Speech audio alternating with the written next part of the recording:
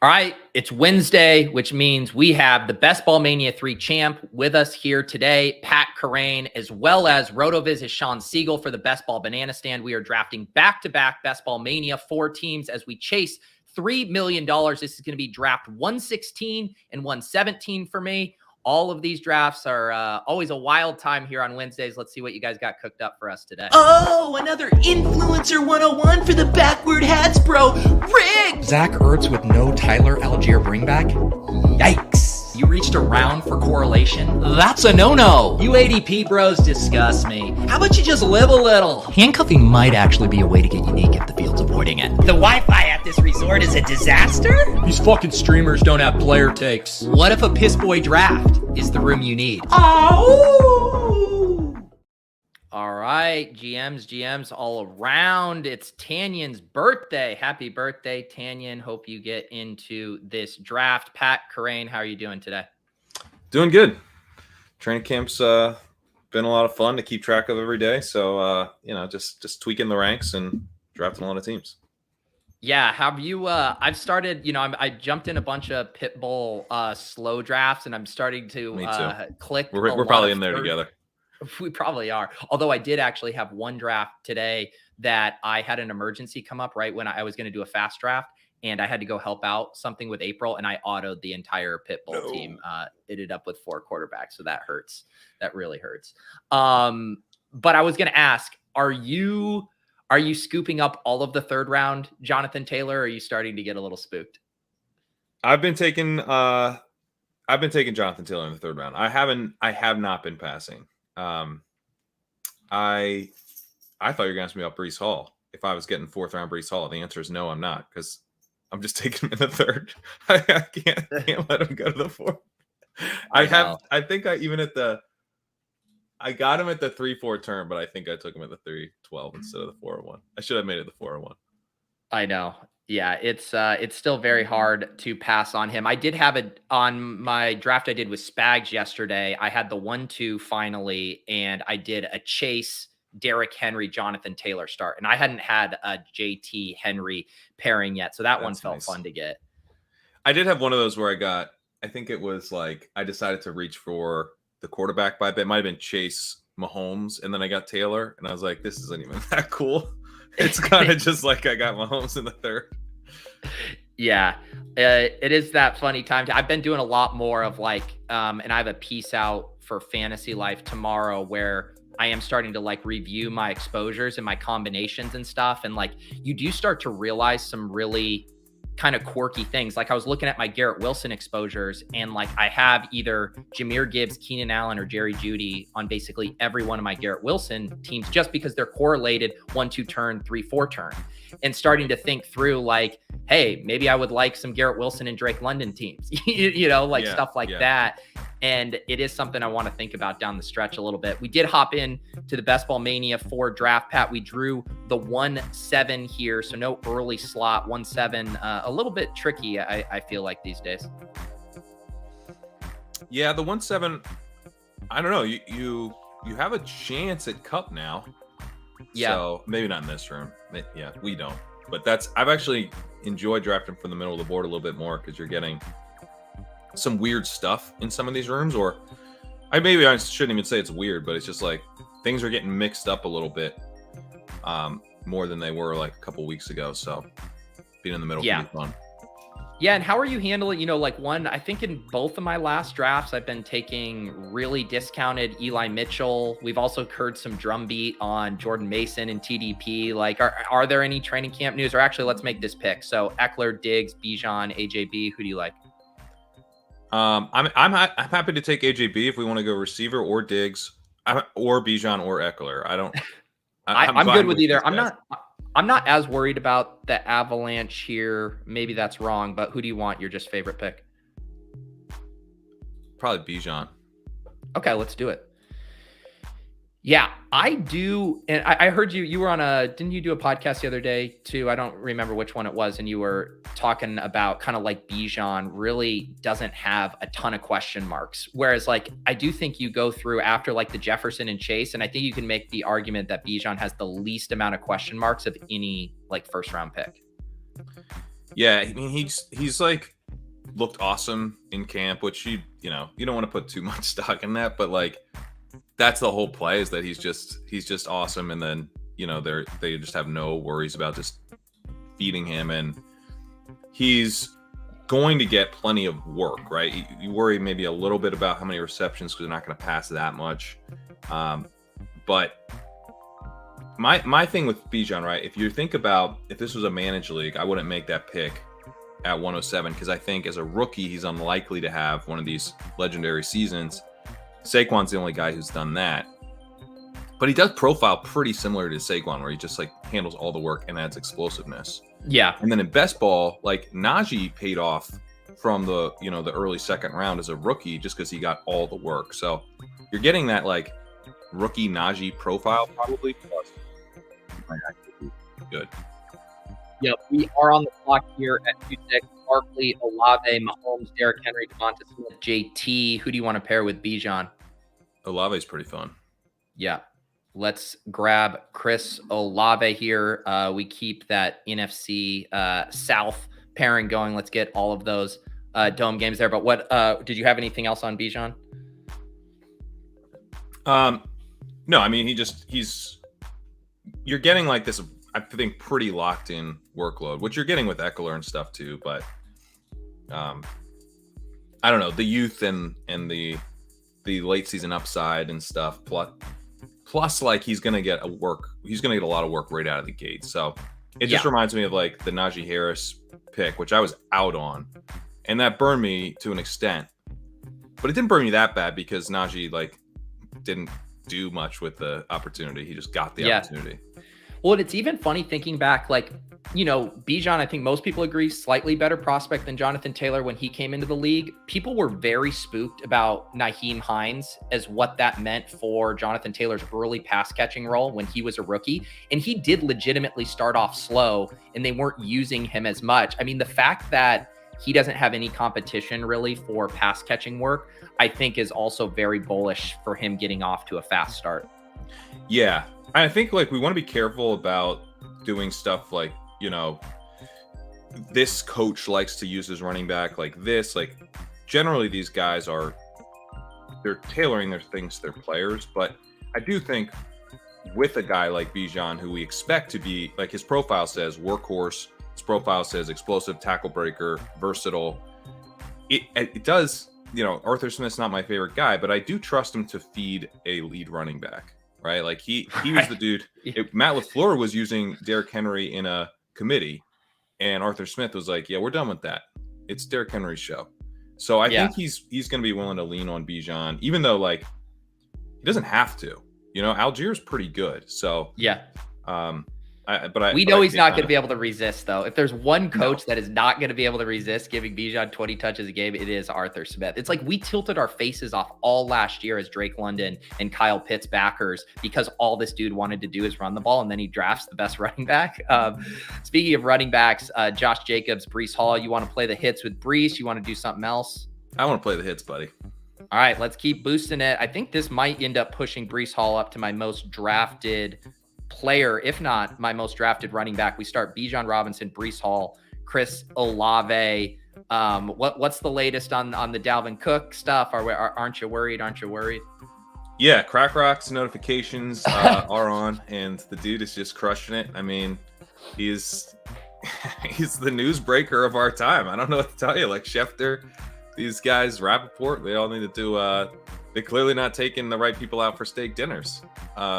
Crack Rock slapping them. No, I mean, like, it seems like the Dalvin stuff is still possible, but the odds seem to have dropped a lot from, when he was visiting in New York, and Breece's ADP is still baking in a fair amount of that risk. And, like, I don't know, I'm encouraged by the fact that Dalvin didn't sign right away, right? Like, if Dalvin comes crawling back and takes like a $5 million contract or whatever, that obviously hurts Breece's outlook for the early season of the early part of the season, especially. But there was always the second part of it where we were trying to figure out how much is related to the Jets being very worried about Breece Hall's health, because you have to bake that in too. It's like the Jets are telling us something when they sign Cook. They're telling us they're worried about Breece. I think they're telling us something when they tell Cook to take a hike after the meeting because he wants too much money. They're telling us, like, we'll ride with Breece if we need to. Yep. We prefer a really strong veteran to help us get Breece all the way back and not have to play like Bam Knight much. But if we don't have that, we don't have that. We're fine. So I don't know. This is coming from a guy who's been in the tank for Breece all offseason, but yeah, I'm encouraged by the recent signs from the health perspective. Even if I end up having to like battle through with some middling early season production with Breece because they end up signing somebody, I think, again, health-wise, we're hearing the right stuff. Yeah, and it's also, I mean, like the offensive environment here is going to be so much better. Breece Hall was crushing with Joe Flacco checkdowns, and now he's going to have Aaron Rodgers. They still don't have a ton of pass catching weapons beyond Garrett Wilson. They lose Elijah Moore. Like everything is just setting up here and what the team is telling us for a monster Breece year. So yes, I will keep slamming him with you. Although 4-5 Josh Jacobs, holy cow. Najee, Joe Mixon, Drake London, Hopkins, Mike Williams, DJ Moore. No Lamar Jackson for us this time, Pat. I'd go Drake London or Mike Williams actually here. Do you have do you want to go London with Bijan? I don't have any problems with that. I'm fine doing that. Okay, let's do London. Yeah, Drake London. I think they're positively correlated. You want the Falcons to pass a lot and score points. I think so too. I've like almost in all of these situations, especially, it was really funny because we were doing a weekly winners draft yesterday, and I was reading Hayden's new article and how different you're thinking through that format of needing to like have the legitimate nuts against hundreds of thousands of teams versus only having to compete against 16 teams in the playoff gauntlet or 440. And like, for the most part, like always breaking ties in favor of that positive team correlation. I just keep arriving there. I arrived there with the Treylon Burks and DeAndre Hopkins stuff, been wanting to do more quarterback, running back combos. It's just like, we want the offenses that outperform expectations, and I'm not really going to get caught up in much beyond that. Yeah. I mean, like, the Falcons could really outperform expectations because expectations are pretty low. Like we're very worried about how many passing attempts they're going to get. I think there's been some discussion about Drake London's ADP. Is he overpriced? And you could argue that, from the projection standpoint, he is overpriced. But like, he was the 8th overall pick who had a very good rookie season, immediately commanded targets, delivered on his prospect profile in terms of like the way he wins and, has a connection with his quarterback. And then, if they pass more, I don't think we're going to be like, oh, Drake London, terrible 4th round pick. It is still interesting though. And I know this sometimes end up being like a trope of like, people are nervous about the Falcons, and yet people individually are still very much in on London, Bijan, and Pitts based on where they're going. They're not drafting Desmond Ridder. They still have concerns, but it's like, we all like these talents so much. It does make me want to reverse engineer that. If we have 3 mega talents, maybe we should be a little bit more in on this offense in the whole. Yeah, that's why I did end up coming around on Ridder. We're on the clock. Aaron Jones, Kenneth Walker, Justin Herbert, Madison, Godwin, Marquise Brown, Kittle, Lockett. Oh no, JSN went. He did. I'd be okay taking Walker and doing a hyper fragile thing. You want to do a hyper fragile? Haven't done one of those in a while. Have been wanting to boost up my Walker. Let's give it a shot. So we start Bijan, Breece Hall, Kenneth Walker. This is a little avalanche-y. When you see JSN go at 52, that's always a bit of a canary in the best ball breakfast coal mine. But as always, I like, backing ourselves into a corner as long as that corner doesn't involve Odell Beckham as an escape strategy. Well, I don't think it will because we don't have I did take Odell Beckham for the first time, I think, without Lamar yesterday. It was on a Tua team, though. So it was correlated. And I missed out on I pushed Bateman into the 9th, and he didn't come back. So, no Odell Beckham here. Although apparently he's like having an awesome camp. I know. I'm starting to get slightly nervous. I'm a little nervous. But I've hedged enough times. I talked about this elsewhere, but I took Beckham on this beautiful 5-5-5 team that I had. So obviously Breece Hall was on it. It's just like such a nice team, and it was a Lamar team where I got Flowers and then I pushed Bateman that one extra round. I was like, he'll come back around. But by pushing Bateman, my choice was basically to take Odell and go for the triple stack, or just take Bateman. I took Odell because this is on DraftKings where Odell goes higher. I was like, all right, I'm going to push it. I'm gonna get the triple, and then I didn't get the triple, and I've thought about that team a lot. It could be a Bateman share, but that's a hedge now at least. It is. Also, before I forget, I have a huge day of shows today. So we got Best Ball Breakfast, Drafting with Pat now, then Shawn. We got the Swolecast at 1:30. Then I have Scott Hansen on the randomizer tonight, special Wednesday edition with Red Zone. Scott Hansen got all the prompts ready to go. That's at 7:30.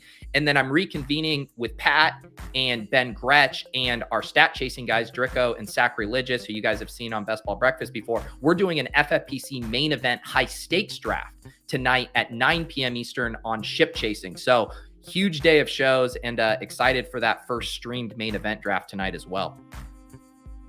That's going to be awesome. So we're about to be on the clock here. Pittman goes, so we can't get our guy Lockett a few picks past ADP here if we want to go that direction. I love it. Lockett was in discussion for me in the last round. So I know I was kind of looking at him as well. And then we do have that kind of bet with Kenneth Walker here. So our team through 6 rounds, 3 running backs, 3 wide receivers, Bijan, Breece Hall, Kenneth Walker, wide receivers, Chris Olave, Drake London, and Tyler Lockett here. For as much as like everyone on Twitter says I prefer Tyler Lockett over JSN, it never seems to go that way in my drafts. Twitter is a different beast. Yeah, those people aren't in these rooms. I don't think those people are saying, I can't wait to piss it yellow. I know. Yeah, and someone up here in the comments said, Teal Cat goes, did a million new people just start drafting on Underdog? Every draft I've done today, people are grabbing the most random people regardless of ADP. It does feel like a bit different. It's different. New people are drafting that weren't drafting before. I do feel safe saying that. Yeah. And I'm loving it. I actually I fired up like 3 Best Ball Manias last night. I need to get some more in. This feels like what a good number time. Are you at? This feels like a good time to draft. I'm at like 102, I think. 103. Okay. Maybe. Yeah. So you're on a good pace here. I'm on a good pace, but it's just like you kind of get those feelings like the water's warm, you know? Yeah. The water feels pretty warm. Yeah, I'm excited to see, obviously I've had to pace my Best Ball Mania entries based on the contest and just my streaming schedule and all of that. So if like the water gets very warm, I won't be able to capitalize in an extra way. But I am excited for some other offerings that Underdog releases down the stretch, like the mid-stake stuff. Like I loved the structure of this pit bull, the $75 10 max. I want to see more stuff like that in Chow Chows. That's where I'm having a lot of fun drafting right now. Yeah, the Pitbull looked it was pretty sweet. I was like, I'm done with slow drafts because I just like, I did the slow draft hell thing. And I'm still in it, by the way. I'm like on the clock in a million drafts. But I was like, I'm not doing any more slow drafts. Like, I let the Hound Dog come and go. I was like, no, I'm not doing it. I'm not another 100 slows. I'm letting it. That's for other people. Enjoy your Hound Dogs. But then exactly. I did like 6 slow pit bulls because that one was pretty fun structure. Pat, the room is forcing us to the Falcons Omega. Let's do it. Pitts at 79. Should we do Pitts Omega? Yeah. Let's do it. I mean, who says? Arthur Smith, one time, buddy. One time. We have now selected Bijan, Drake London, and Kyle Pitts all on the same team here. I've done this before. You have? I don't think I've done it. I've done it before. Yeah, I think it might have been a DraftKings because it's slightly easier because Drake London goes so late. Yeah. There. All right. Let's ride. Yeah. Let's ride. I need a coffee pour after that start. The Dirty Bird special. Let's do it. This one is for our guy Lawrence Jackson. Came on here, wrote a hype song about Kyle Pitts. Always rides for those Falcons. We did this for you, buddy. There we go. Strong coffee pour. So you're back to the hot coffee, huh? I am. It was the cold brew was so controversial. My Q rating had plummeted. I had the plastic cup fiasco. It's just I had to get back to my roots here. This is a fun question from Brian. Pat, do you feel added pressure to do well again, or is it the opposite since you've already won? I don't know, man. I'm obsessed with fantasy football. So, like, I just feel like I want to do well at fantasy football. Like that's like I don't necessarily feel added pressure, but I'm like, hey, I feel like I've got an edge in best ball, and I like best ball a lot. And I feel like, who knows what could happen with best ball like 5 years from now? Is it going to feel a little different? Is it going to be like feeling like, a little more solved, and I really like how we're still thinking through, like if you subscribe to Legendary Upside, a lot of my stuff is like strategy based kind of thoughts I'm having about how to play these rooms and how to do the correlation stuff. So it just feels like a really fun time to be alive, and so I'm just I'm enjoying it. But I feel some pressure to do well, but it's more just like the way I've always felt. Like I just want to figure out fantasy football. Like I just find it really fascinating. I don't want to lead the witness here. Do you have any other picks you'd like to do? No, you're not leading anyone. This is, I mean, this goes back to the dynamics. For the audio listeners, I just quickly put Treylon Burks in the queue as we're on the clock at 8-6 here. I mean, this is the kind of dynamics where you were getting buried by wide receiver avalanches early, and we were looking at like Romeo Doubs and Odell Beckham at this pick, and now you're looking at Treylon Burks because I don't know why. I don't know why even in an avalanche draft, Burks is going at pick 90. I have no idea. I mean, I genuinely think that he's not that different of a pick than before Hopkins signed. Like, yeah. I had him as like a really good value at the 6-7 turn before, and now I have him as more of like a mid 7th round value. And he's gone from the 6-7 turn to like the mid 8th. They're not starting Will Levis, guys. It's good. The Hopkins stuff it does add some floor, in a meaningful way where it's like we can count on Burks a little more, I think. Yep. Yeah, I feel pretty good there. So our team so far now through 8 rounds, no quarterbacks. We got Bijan, Breece Hall, Kenneth Walker, that hyper fragile build brewing, Chris Olave, Drake London, Tyler Lockett, Treylon Burks. They're loading up on all these second-year wide receivers. And then, of course, Kyle Pitts at tight end, 9 picks past ADP. The other thing I was going to say, Pat, about your like your pressure to do well or whatnot, like one, like Best Ball Mania, it's like meaningfully harder to advance to the finals this year, despite the finals actually being smaller. The contest is much bigger. The expectation for even an average 150 maxter is 1 in 8 of us will get a team through. However, I do think you get the Liam pressure of Liam followed up his win, crushing some of the mid-stakes, high-stakes stuff on DraftKings, other stuff. That's where, like, if you brick out there, that's where I think you might feel a little heat. Like, does this guy still got it? Yeah, that's true.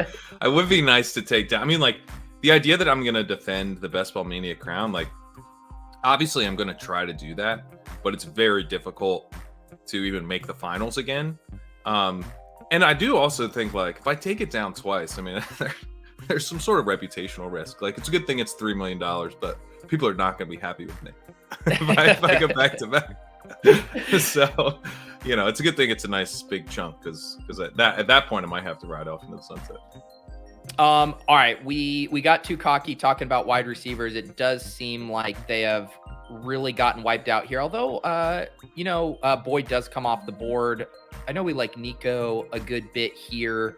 I don't see anything at quarterback. You could double tap tight end. Like, what do you think's the play here? I don't really see much, man. I mean, we could just grab like Richardson and try to backdoor it since we don't have a quarterback. We don't really have anything set up other than Ritter. Yeah. What about Daniel Jones? And just because of all of the wide receivers he offers you, because I realized we didn't have a ton of time there and it was slightly ahead of ADP, but I was just trying to think through, like, they offer so many late stacking options and we're just going to get wiped out in this middle range of wide receiver. I don't know if that was a quick click there. No, that's fine.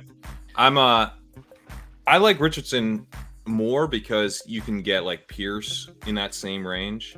Mm-hmm. And you can get Jacoby as a bring back in that same range. Mm-hmm. But I don't mind Jones at all. I mean, Jones I think is a pretty strong pick. Yeah, I just use Jones as that safety blanket when I know I'm going to need to get to like 8 wide receivers, and then we only have 4 through this range of just knowing like, hey, there's like 5 legitimate guys we can take. But it's kind of my like safety. And it was one of the things I wrote about in that wide receiver or made that video about, of trying to think through which players can actually make sense in those builds. Anthony Richardson does come off the board. We could, we should think through the quarterback stuff too, because we do have some stacking options late, right? With obviously Ritter, also Tannehill, also Derek Carr. So I don't think we need to do Geno here necessarily. This feels like a wide receiver pick if you want to do like Nico, Juju, or Dobbs. I don't like any of those guys that much. I mean, Nico I like okay, but I liked him when he was more like a 14th rounder than one nice thing about Nico is you do get the week 17 correlation with Oh yeah, that's true. Yeah, maybe let's do Nico then. If we had the like slam dunk Rashad Penny, Javonte Williams, Devon A-Chain type pick here for our 4th running back, I'd be into it, but I'm just not seeing that here. Me neither. Yeah, this is the other kind of dynamic, and it's probably the flip side to wide receiver avalanche drafts, right? And this is like the next evolution of it, is just like people are not now mega reaching for wide receivers for structural reasons. They're scooping up the best players. We're starting to see the players with profiles we like really get boosted up. A-Chain goes here at 109 after living in the late 1 teens, for a while. Even where did Rashad Penny go in this one? Rashad Penny goes at 97. So those are guys who are normally there for us at 114 that are just off the board here. Yeah, the pause got put on those guys, and I felt that happening. There was sort of like this pause on their ADP, and then that was going to get lifted over at some point, because what was the pause? The pause was Dalvin Cook going to the Dolphins. We haven't heard much about that in a long time. And then with Penny, it was this dude might not make the final roster. We haven't really heard much about that either. And it seems like Penny is very much in the mix there. So like for like reps, not just making the team. So yeah, I think with both those guys, they're players that we wanted to be excited about. And if those like, hey, slow down, caution flags are gone, then the ADPs could rip. So I'm not surprised to see them moving up. I think I did a decent job. I think, especially with Penny like getting back in, and then A-Chain was a guy that I've been trying to. Can you hear me? I think I got you. Yeah, you were stuttering there for a second. Yep. I was just saying, I was making over like the last like couple weeks, I was making an effort to get above the field on A-Chain because I'd been behind, and which I am now, and then to load back up on Penny after cooling off for a bit.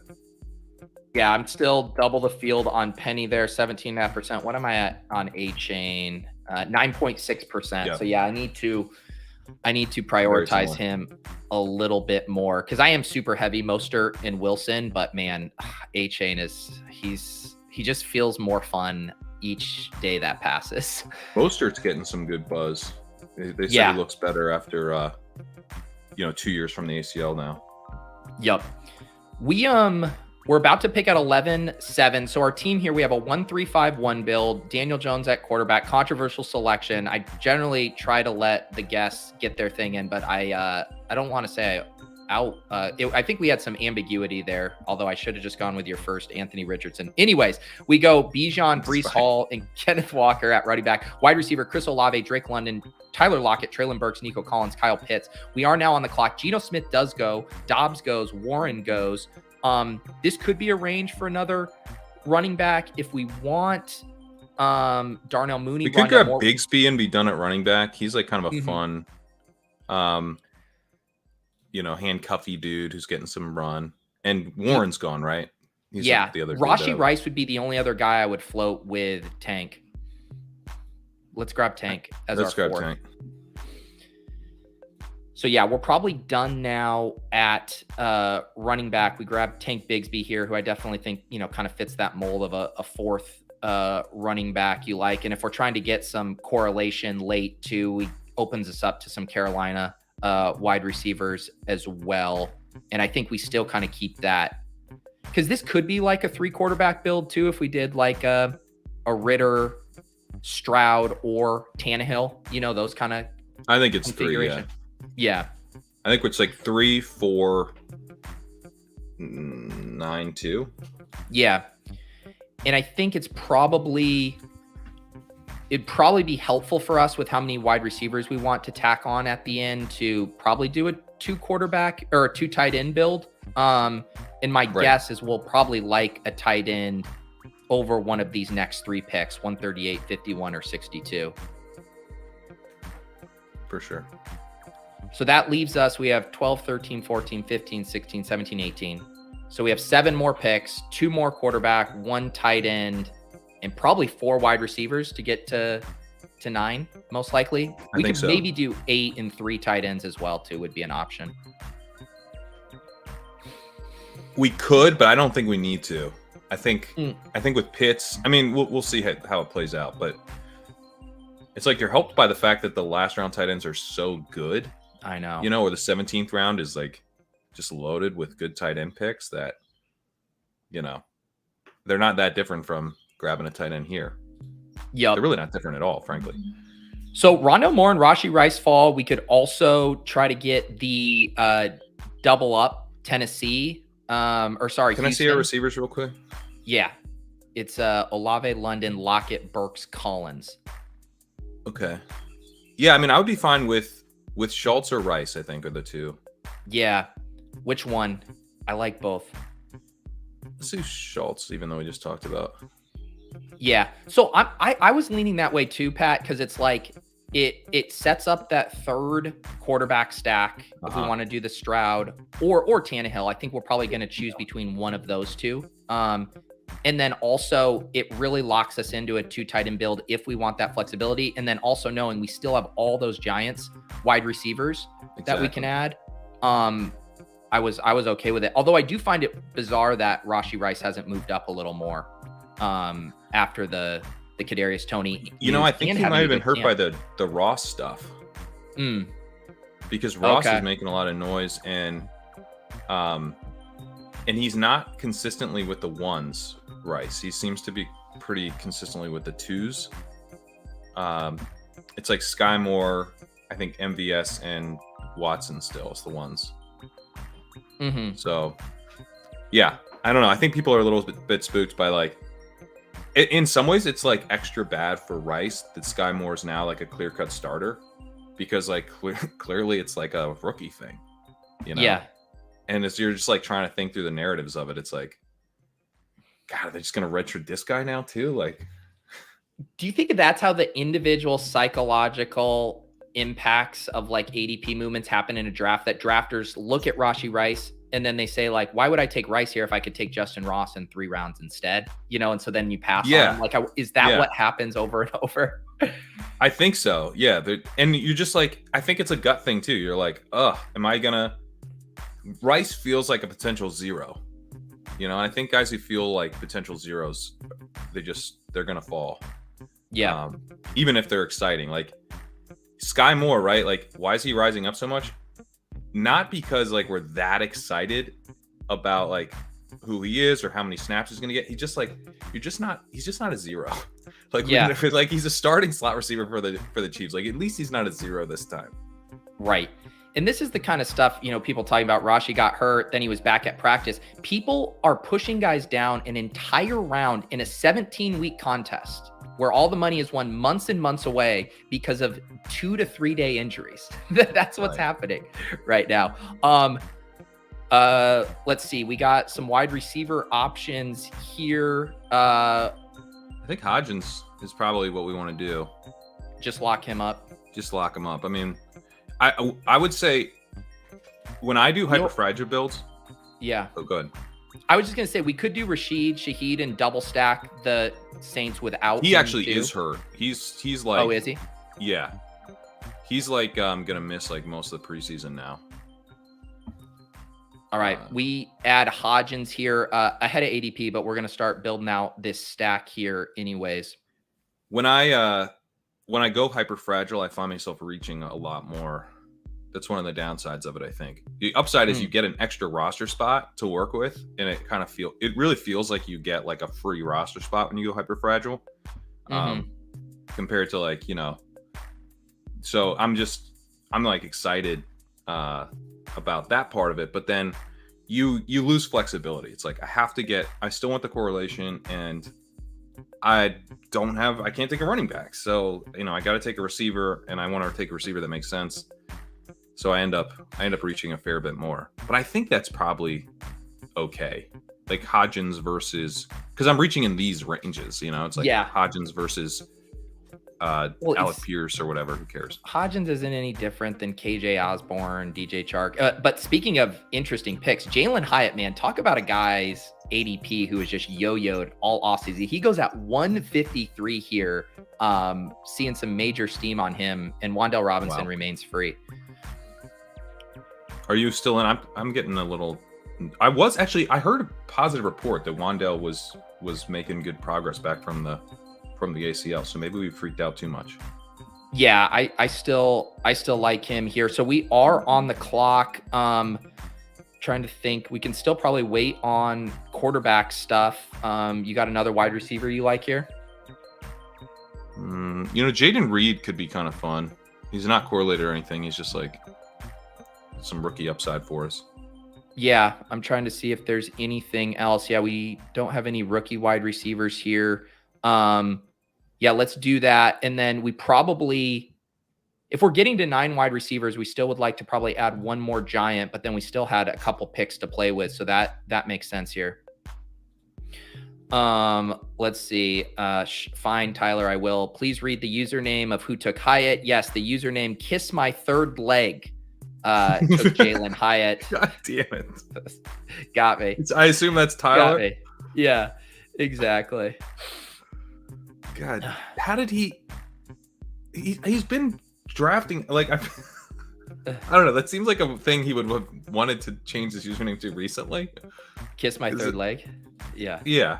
I don't know. Has Tyler always been this horny? I thought this was like a more recent bit development. I think he found his horny voice, but it was always latent and inside of him. Got it. Okay.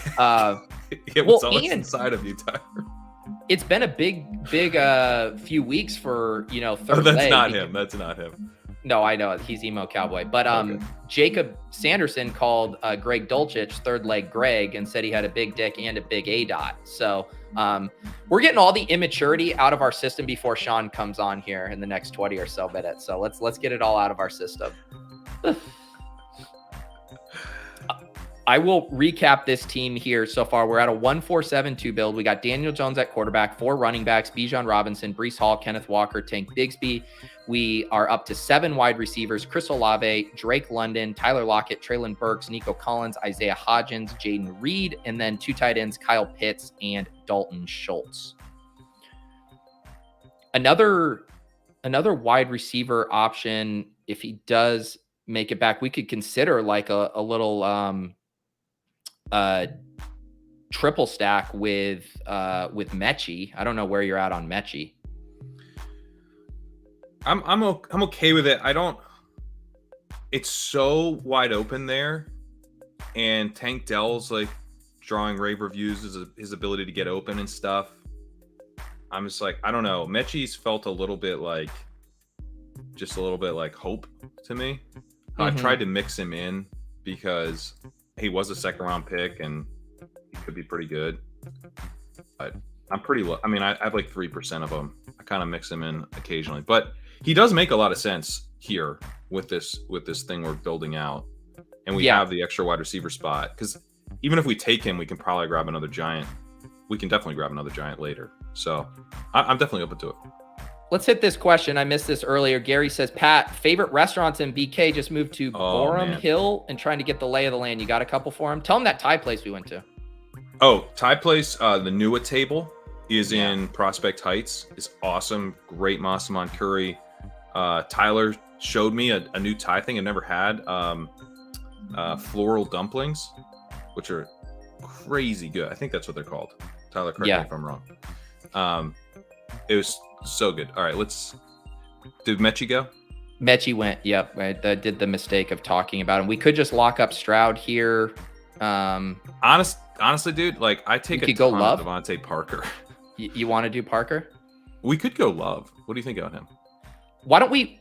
I kind of like the idea of going. Man, I don't know if that was the right decision or not, but we're getting a big ADP value on him, and then we just play Houston unstacked because we're still going to get to 3 quarterbacks anyways. Yeah, that's fine. I wasn't. It was. It also opens us up too if we want to do like a Musgrave. If we want to set up a double stack there. The one thing we don't have is a Minnesota bring back on that stack. We're getting a big ADP discount on Jordan Love, though. Yeah. No, for sure. That's why I was open to it. And it's like, I would almost rather play the Texans pieces unstacked and then play through Love, who I think has more rushing upside than Stroud. Do you think that's fair? I think that's fair, yeah. Stroud sometimes gets talked up like he's going to rush, and maybe he will, but I think it might be more like a year 2, year 3 thing if like the processing and, you know, the playing NFL quarterback stuff is coming along too slowly. Yep. Kind of like Daniel Jones, actually. Right. True. We have 3 more picks here, 2, 4, 7, 2. We know we're going to do a 3rd quarterback. We know we're going to do an 8th wide receiver. I think we have a little to play around with if we did want to go 3 tight ends just with this build here. But I think we have a decent amount of options. Someone was offended the other day that I had 0% Paris Campbell, Pat. I don't get Paris Campbell. I don't understand what the appeal is.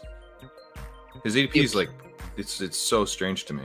Well, he had that like 1 catch during OTAs, and that was when Hyatt was like free. Everyone's like, no, this is Paris Campbell. And then Jalen Hyatt had a highlight, and then they said, no, we're drafting Jalen Hyatt at 153, but then they never pushed Paris Campbell back. Right. I mean, he's a gadget player. He's going to play out of the slot, and they have a million slot receivers. Yeah. I don't know. I don't get it. So if one of these, one of these picks is Ritter. One of them is a Giants wide receiver. We do see Slayton go off the board. You could also double stack Jordan Love with Luke Musgrave, who's getting a ton of hype. Anything you like? Let's just grab Ritter and be done at quarterback, and then we can. I know he's, but like that would. We knew we were ending up with Ritter anyways. Yeah, we have the Omega. We got to get Ritter. Yeah.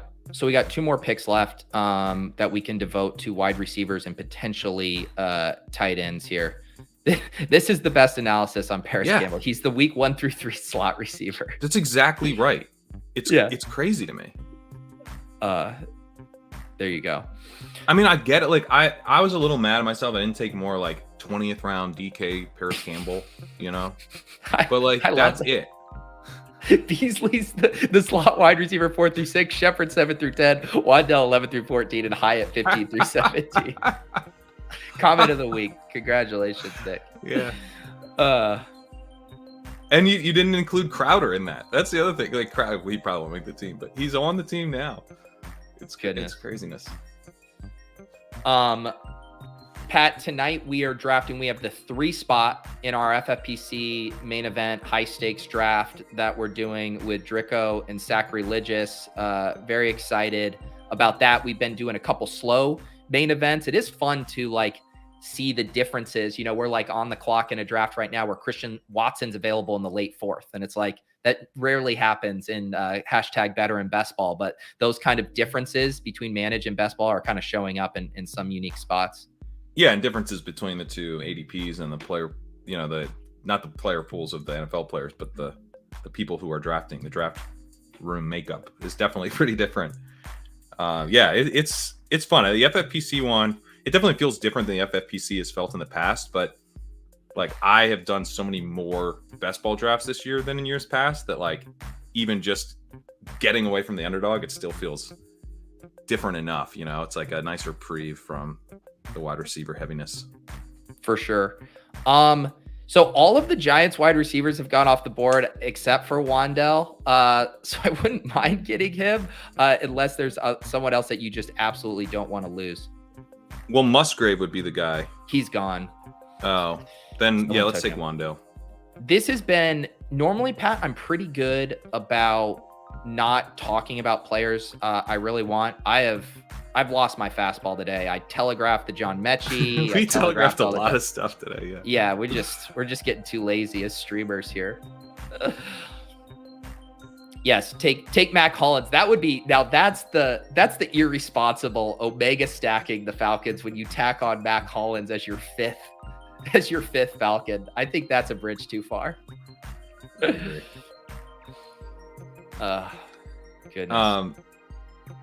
Olmsted, by the way, to get back to the Brooklyn restaurants, Olmsted, incredible.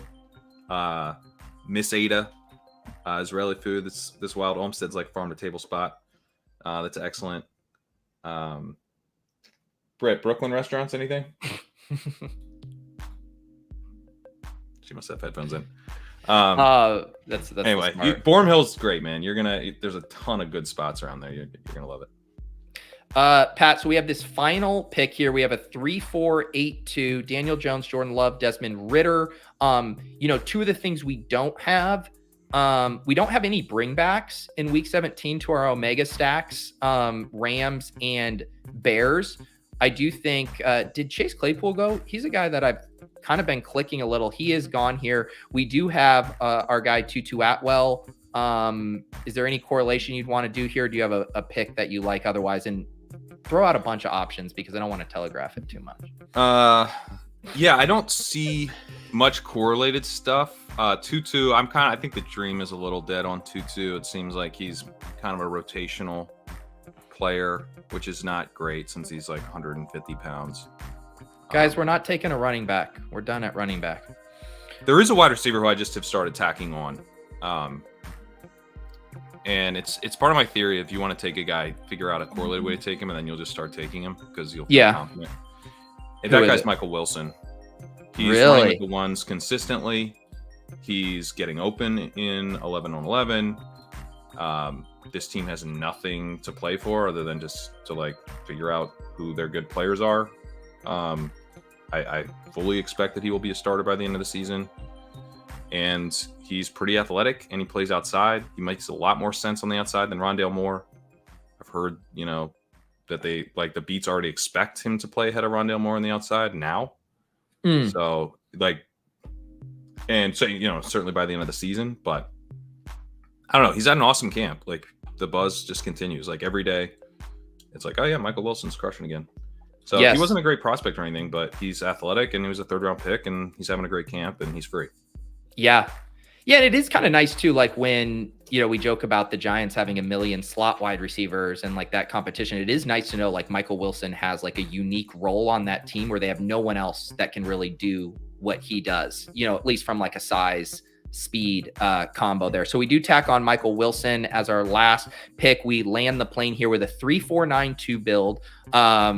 This one, we were bouncing around a lot, kind of getting our footing in this draft, which sometimes happens. That is kind of one of the downsides of hyperfragile, right? When you remove a position from the board that you can't select, it just really limits what you do. You end up having to reach at other positions. But I think it came together well. Daniel Jones, Jordan Love, Desmond Ridder at quarterback. Daniel Jones double stacked with Hodgins and Wan'Dale Robinson. Jordan Love skinny stacked with Jaden Reed. And Desmond Ridder omega stacked with Bijan, Drake London, and Kyle Pitts.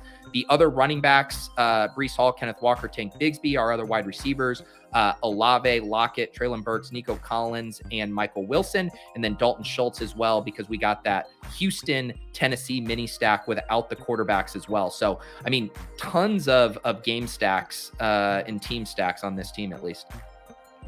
Yeah, the Love thing, it's not, it's man, you already had this Houston thing, but we did create an additional correlation. We already did have Jaden Reed too. So I think you could see it both ways.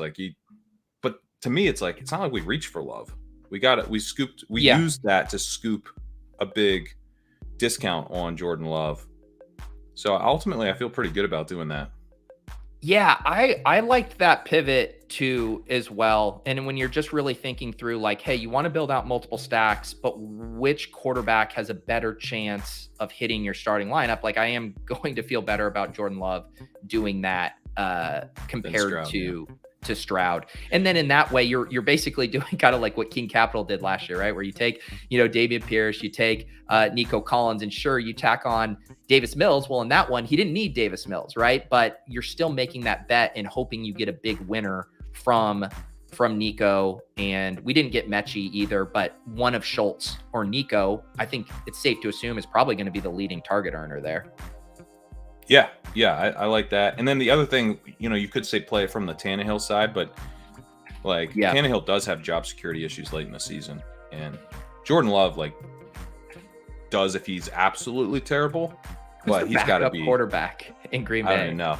It's got to be. It's got to be. We can't look at this anymore. It's bad. Someone in the chat will be very excited to tell us the answer of who.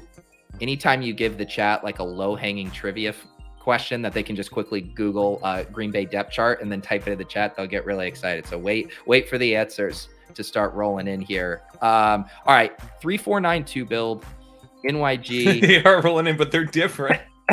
The first two answers are not in agreement. Is it Sean Clifford? Is it Alex Magoo? Sean Clifford. Okay, we're going with Clifford there. How about this? Has anyone drafted Clifford? Now we got a Dontavian Wicks. No one knows who the backup quarterback is. No one knows who the backup is. Not even the Packers. There you go.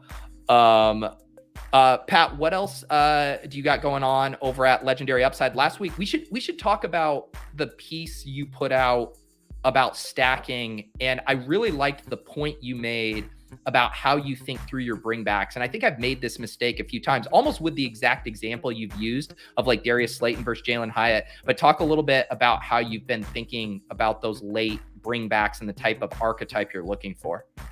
Yeah, so I put out this post last week where it's like when you're going through a draft, and you're thinking through like, oh, this guy correlates, so tiebreaker, you do want to think about what type of correlation does that player bring to the table, and I use the example of like Darius Slayton. If you have a Matthew Stafford stack and you're going to take Darius Slayton as a bringback on that stack, I think that's acceptable. That's fine.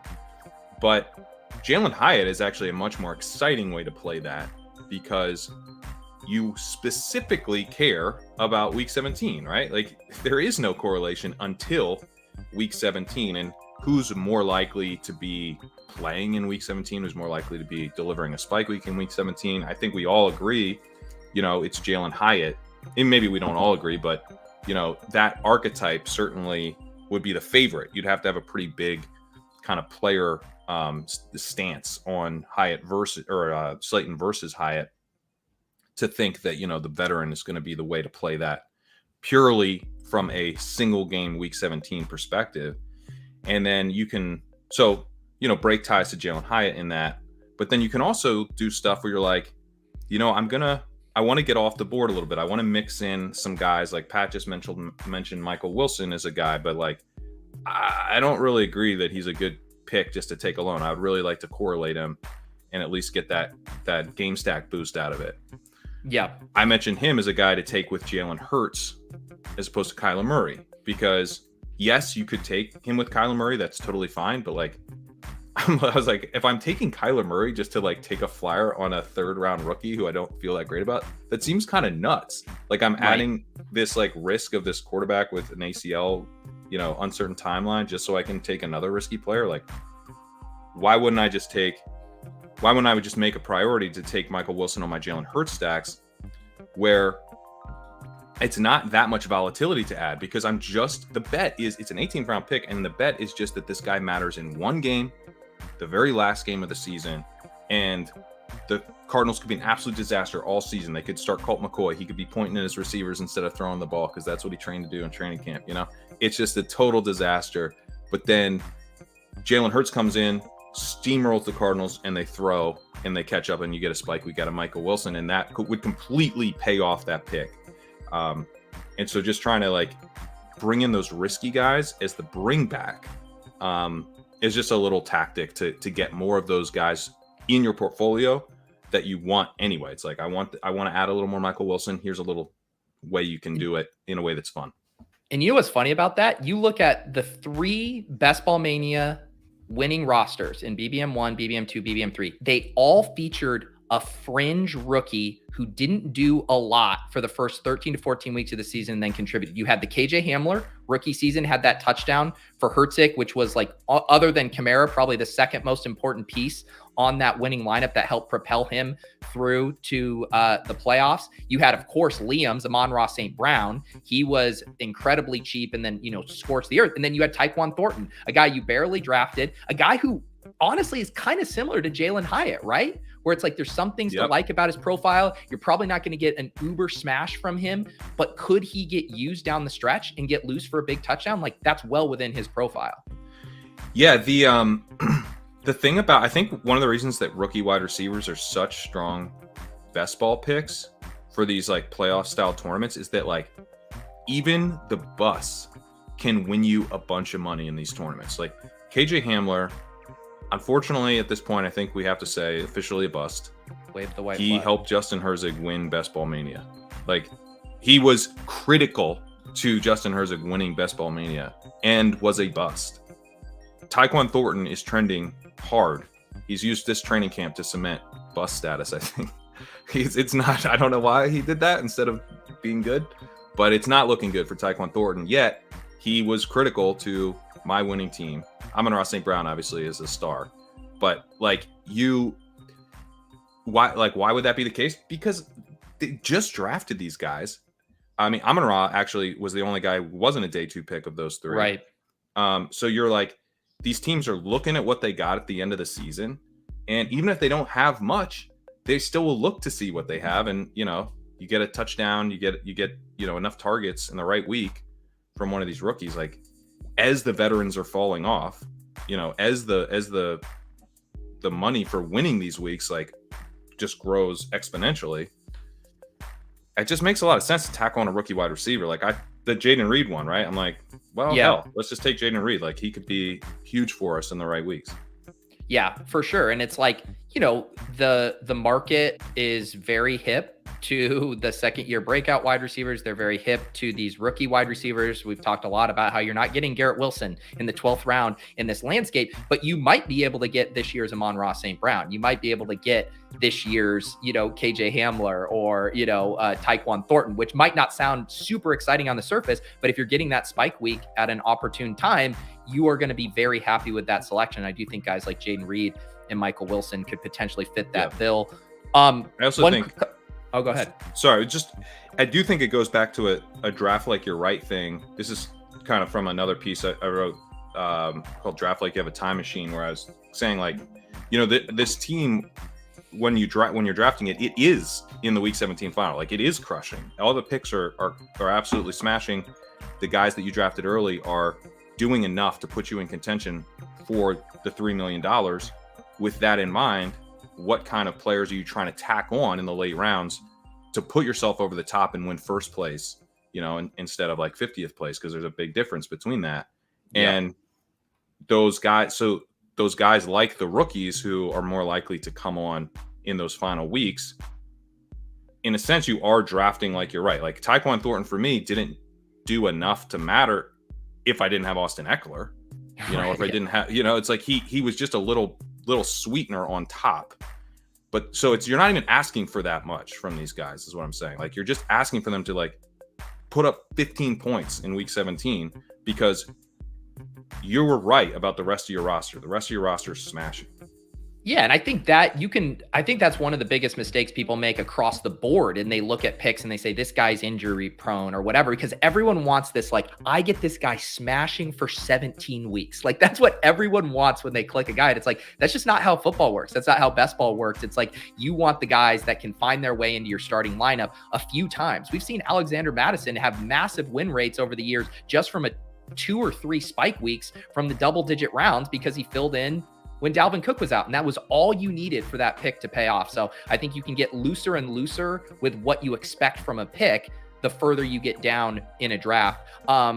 We got a few people in the chat here letting us check in on our subscriber goal. We are almost to 14.7K, 3 away from that. So 303 more subs until we get to 15K. If you guys are watching for the first time, subscribe. The reason this 15K milestone is important is because when we hit that, it will unlock a $1,500 giveaway. I'm going to give 3 viewers $500 each. And the way you get entered into that giveaway is on any of my draft streams. And I have a playlist on the YouTube page with all of my draft streams. You leave a comment on any of those videos, that will get you entered. You can leave as many comments as there are draft streams. I haven't counted how many we're up to now, but it's at least 60 plus streams right now. So you can boost your chances by going back, commenting on those, or you can do a single bullet. Some of you guys have been doing single entry, just trying to call your shot.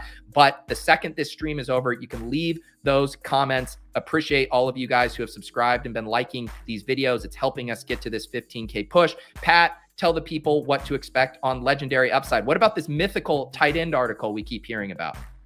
I'm planning to get it out tomorrow. So okay. You know what it is? Here's what it is. It's a 2-parter now. Okay. It's a 2-parter. It's just like this article is it's sprawling. It's now 2 articles. The first article is going to be pretty tight. It's basically, I'm going to outline this profile of what I think we should be looking for in elite tight ends and dive into some interesting stuff like blocking, because I think blocking is misunderstood in like what we want. Do we want tight ends who are good at blocking? And the answer, by the way, is yes. We want tight ends who are very, very good at run blocking, and we want tight ends who are never, ever, ever asked to pass block. There's 2 separate things, but some interesting stuff I uncovered about play action and how critical it is for tight ends. A ton of tight end production comes on play action passes, way more than we see from the wide receiver production. Like a huge percentage of tight end production is on play action. So if you're not a good enough run blocker and you're getting pulled on those plays, it'll have a huge impact on your upside, your touchdown upside in particular. Because you think about when would a tight end be targeted on a play action pass? Like some of those are red zone looks.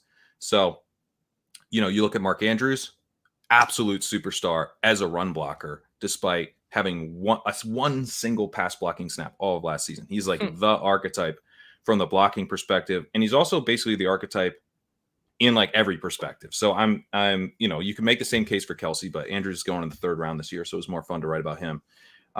So I went through and I wrote about kind of Mark Andrews and how he kind of checks all the boxes. That's going to be the name of the article. But then I will go through the rest of the early round tight ends. I think I'm going to go through Dulcich and leave it there, and just kind of see how they kind of look through that same lens as a follow up to that article. But the Mark Andrews one will be out tomorrow is my plan. Awesome. Keep an eye out for that. I know Nick dropped that in the chat. We got the link down below to Legendary Upside. Also check out his YouTube channel. Has been doing some awesome podcasts, both Dynasty related with Jacob Sanderson and Davis. He's got the Sickos pod with Bime4, which I always enjoy listening to. So all kinds of great stuff over at Legendary Upside. And like we mentioned before, join us tonight on Ship Chasing, our first live stream main event draft, $2,000 buy-in, $1 million top prize over in that contest. We are going to be streaming that tonight with Gretch and our guys from Stat Chasing, Drico, and Sacrilegious. So you can tune in for that at 9 p.m. And of course, Scott Hansen, Red Zone Scott Hansen on the randomizer tonight at 7:30. Pat, appreciate you swinging by. Up next, it's the Best Ball Banana Stand with Shawn Siegel.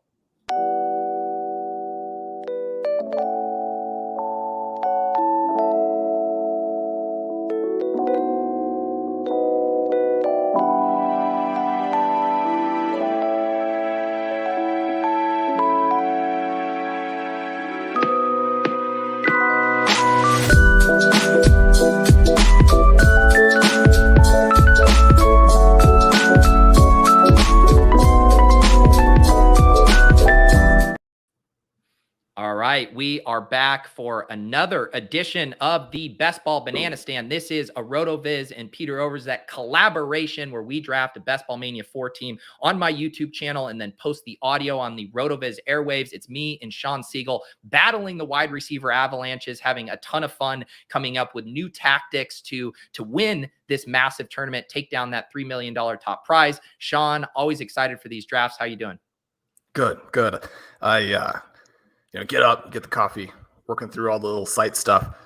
pop in here, and the first words I'm hearing are Tyquan Thornton and KJ Hamler. It just gets me fired up for my entire day. So this is going to be perfect. That's the difference. It's like, there's two kind of people in this world, RotoViz subs and non-RotoViz subs. Some people hear those names, KJ Hamler and Tyquan Thornton, and they recoil and they're like, ew, the RotoViz guys. We start fist pumping, tossing in Eno Benjamin, rest in peace, Eno Benjamin. I mean, those are our guys. We still got to ride for them. They are. So yeah, we got another Avalanche draft in store, I'm guessing. Also, just a lot of fun stuff going on now. So much camp news. We're going to get some preseason games in not too long. I've been involved in an RV Triflex startup over there at the FFPC. And Pete, now through 10 rounds, have some fun, guys. But the thing I'm most excited about is that looking forward to 2024, we have 2 firsts, 6 seconds, 4 thirds, multiple picks in every other round. We have 12 of the first 36 picks in next year's rookie draft. That is in concert with a foundation that includes Bijan Robinson and Jackson Smith and Jigba. And play fantasy football to have fun, right? So I'm pretty fired up. We're going to have lots of dynasty content over at RotoViz with all of that as well. Bjorn Yang Barnett, my co-drafter in that, and Bjorn has a couple of fantastic best ball pieces also up on the site. So make sure you check him out. And Pete, what are we looking at here? Yeah, I did just hop us in the Best Ball Mania 4 draft. This is my 117th draft. We drew the 1-9 spot, Shawn. I feel like we now are getting a decent amount of variety on our pick slots where we've been drafting. We've had some 1-2, some 1-4s, some 1-12s, the 1-9 here. And I know talking to you off air a little bit, you've had some kind of fun ideas of maybe getting creative with some of these slots. It's something I've been thinking about a lot recently. I mentioned to Pat, like I was reviewing some of my exposures and noticed I was like really tightly clustered with my Garrett Wilson pairings because I'm often taking Keenan Allen or Jerry Jeudy or Jahmyr Gibbs with him at the 3-4 turn. I like all those guys, but I also don't want my entire portfolio to be heavily weighted to the exact same Garrett Wilson pairings. If those guys fail and Garrett Wilson has a monster year, that's going to be a big bummer. So I'm starting to think through what are ways I can shake it up a little bit, doing some quote unquote reaches to get unique combos. I know you're certainly open to that at the top of the board as well. I am. I took Amon-Ra at the 106 in my draft last night. And then I did end up regretting it because one of the reasons for it was to protect against the Avalanche and to free myself up to take those great running back values in 2, 3, 4, 5 if they were there. Pete, it ended up being a J.K. Dobbins as the only starting running back on that squad. So if you go back and you put Austin Eckler in, then you're thinking, okay, well, that would have worked out better. But definitely open to taking anybody that you want in this range. Yeah, no, but I want the Shawn Siegel special sauce. I want you to back us into a corner and then Houdini our way out of it. We do see Cooper Kupp fall to 1-6 here. Diggs goes 1-4. That's interesting. Bijan at 117, par for the course. Otherwise, pretty standard stuff here. We'll see what the Century does here before we pick. We do have Sean's ranks, and he takes Amon-Ra at 1-8. He got excited by that idea. Eckler, Kelsey, Wilson, Lamb. What do you think's the fun way to play this? I mean, the fun way to play would be say it.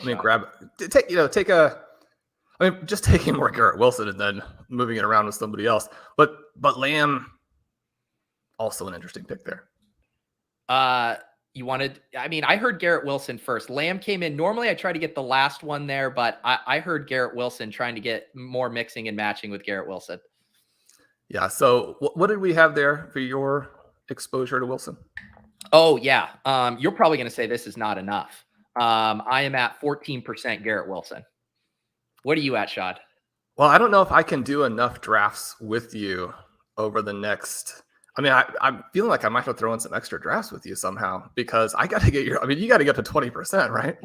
I know it's hard for me. You did a good job getting me to 20% James Cook. I'm close to 20% Rashad Penny. So I've been able to do it with some of these guys. But yes, I need to boost up these rookie Garrett Wilson numbers. We see Travis Kelce fall all the way to 10, Eckler to 11. And then we got the AJ Brown, CeeDee Lamb double tap from the 1-2 turn. And now we're back on the clock as Adams and Chubb come off the board. I know you love Jalen Waddle. Is there anything else fun here that you would do? Well, especially in an Avalanche draft here, we could almost look at T. Higgins, but I mean, your Higgins exposure above Waddle. Waddle does so many things in terms of what it lets you do, pushing the quarterbacks and still getting the potential for elite quarterbacks. One of the things that I really like about a Garrett Wilson, Jalen Waddle start is that right from the beginning, you are putting a plan in place to be able to get QBs at decent prices. Now, you and I ran into a situation in our most recent draft where people did grab the guys that we had kind of set up and we pivot to somebody else that we really like. But it's a little bit more of a one-off. We get a great value on him in that particular draft. I'll probably write that one up even. But when you look at Wilson, when you look at Waddle and what that allows us to set up, I have an article coming out either later today or tomorrow talking about a draft in which I had to even go to plan E at quarterback.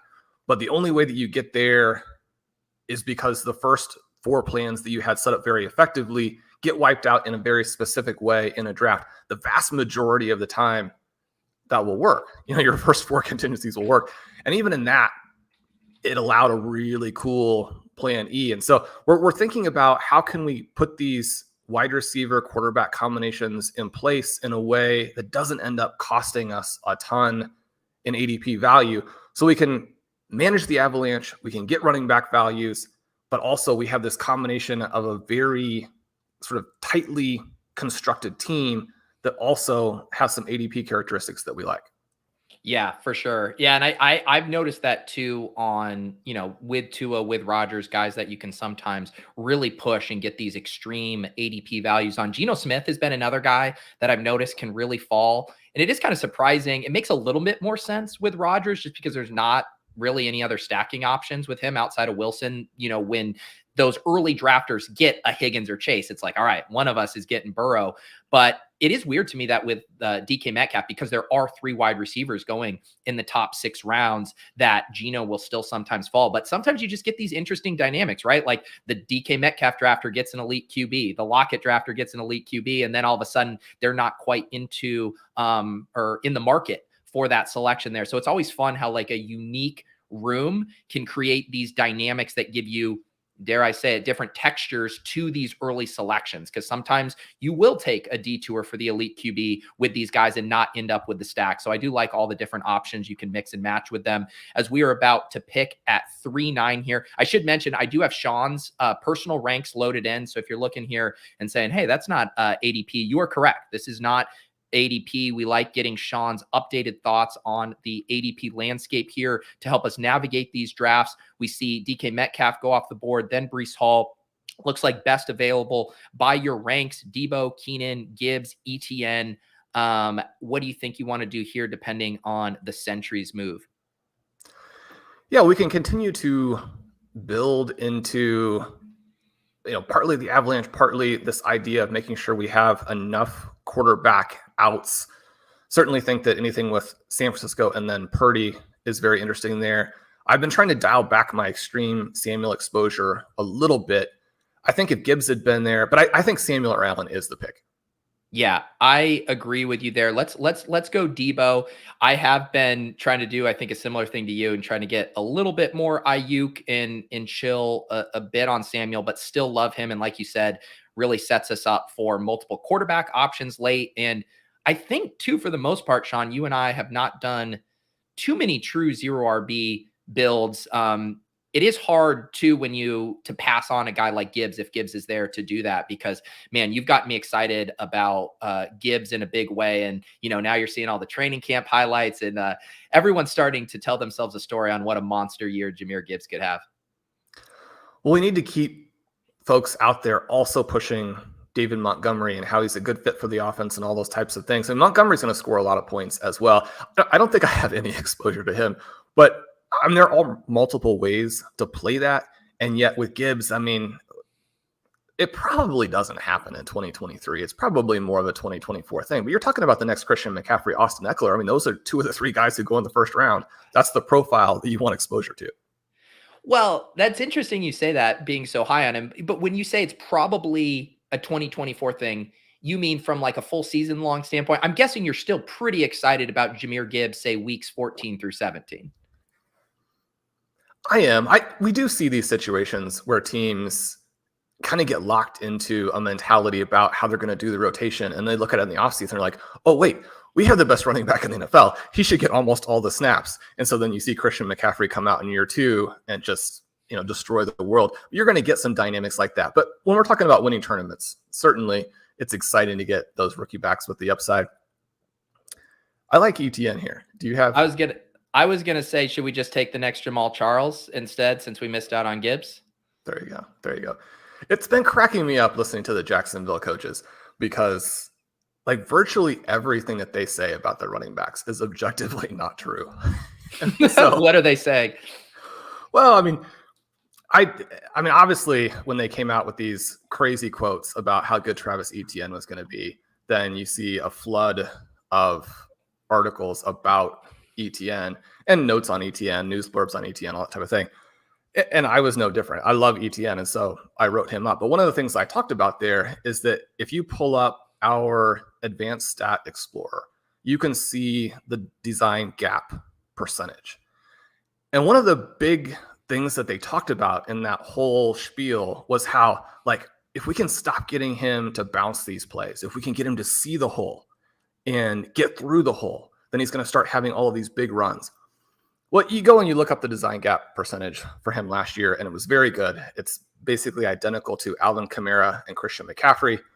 You look at his other peripherals in terms of before contact, after contact. He had this crazy year in 2023, and his coaches are saying, he did some things okay, but not everybody comes into the NFL and lights the world on fire. And what were you expecting? They're kind of creating a context where, like, he didn't gain 2,500 yards rushing, and so we think there's a lot that he could do better. And one of the things that you think there is that if he starts to do things better, it cracked me up, and it reminded me of the rhetoric around Jamal Charles, because one of the things that the Chiefs coaches used as an excuse for not playing him more early was that he wouldn't hit the right holes. And you're like, he's gaining 3.5 yards before contact. He's gaining as many yards before contact as the bad backs are gaining overall. Like, let him run to where he wants to run and score touchdowns. So, obviously both these guys are good. Travis Etienne is probably not going to be Jamal Charles, but there's a lot of upside there. Of course, you also get a lot of rhetoric from them about how good Tank Bigsby is, which, right. I have more stuff I want to ask you about the Travis Etienne discourse, because there's some interesting things to tease out there, and people need to check out your article you just put up on RotoViz about him as well. I got that link down below. You guys got to be subscribed to RotoViz. Shawn is pumping out all kinds of awesome, actionable draft articles here. But we are about to pick on the clock here at pick 57. We did see JSN go at 53, so that dream is dead here. We got a bunch of options in a pretty flat tier here. Looks like we would be reaching by ADP on some of them. Who do you like?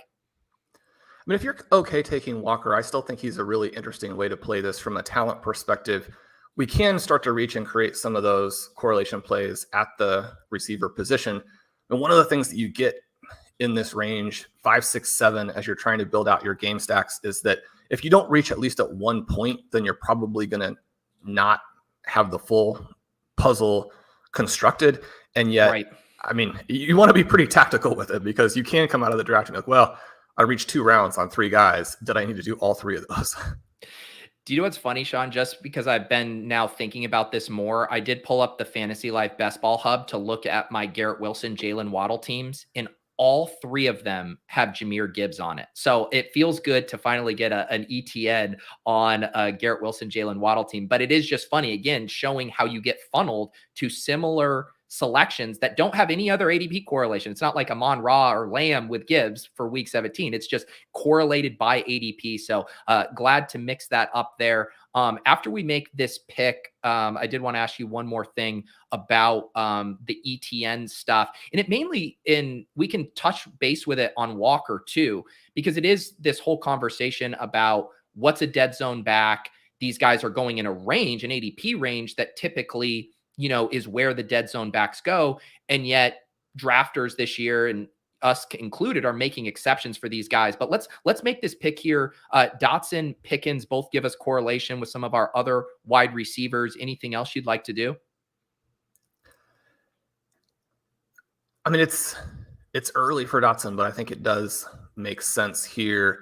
You could also grab Pitts and have that interesting tight end, but I think it's a Dotson play. Yeah, let's do Dotson here.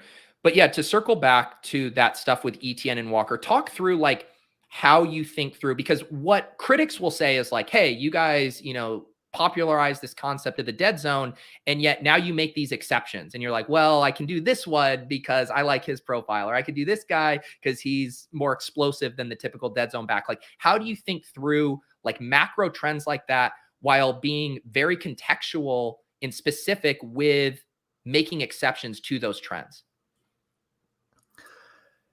It's a really interesting dynamic, especially in 2023, where we see this ADP shift.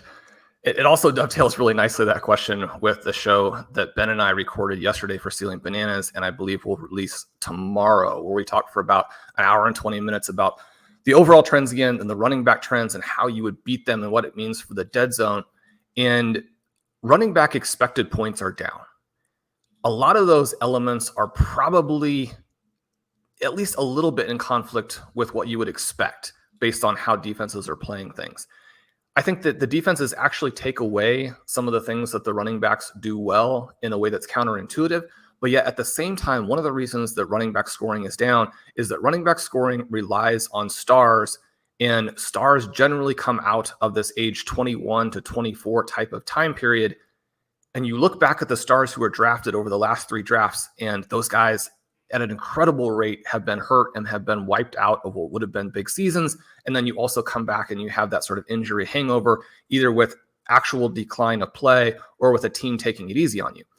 So when you lose all of those players, the running back scoring doesn't look as good. But then when we're thinking about, well, who would we target? I mean, you think about a guy like a Travis Etienne who had his season taken away. You think about a guy like a Javonte Williams who just goes here at 6'11".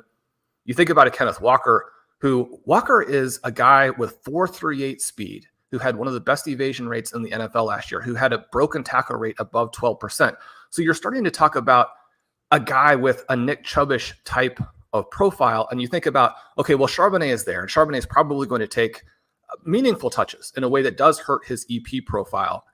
And how do we play that? And especially, I mean, there was like a 24-hour period there where it looked like Walker might be the guy who was healthier, and then it quickly became, no, I mean, Charbonnet's back. Walker's got a groin injury. That's very problematic. You see this decline in ADP for Walker, and you're like, well, should I take the risk, or should I just keep watching him fall? Should I wait for him to be healthy? But, I mean, you can draft Nick Chubb at the 1-2 turn, or you can draft Kenneth Walker in round 5.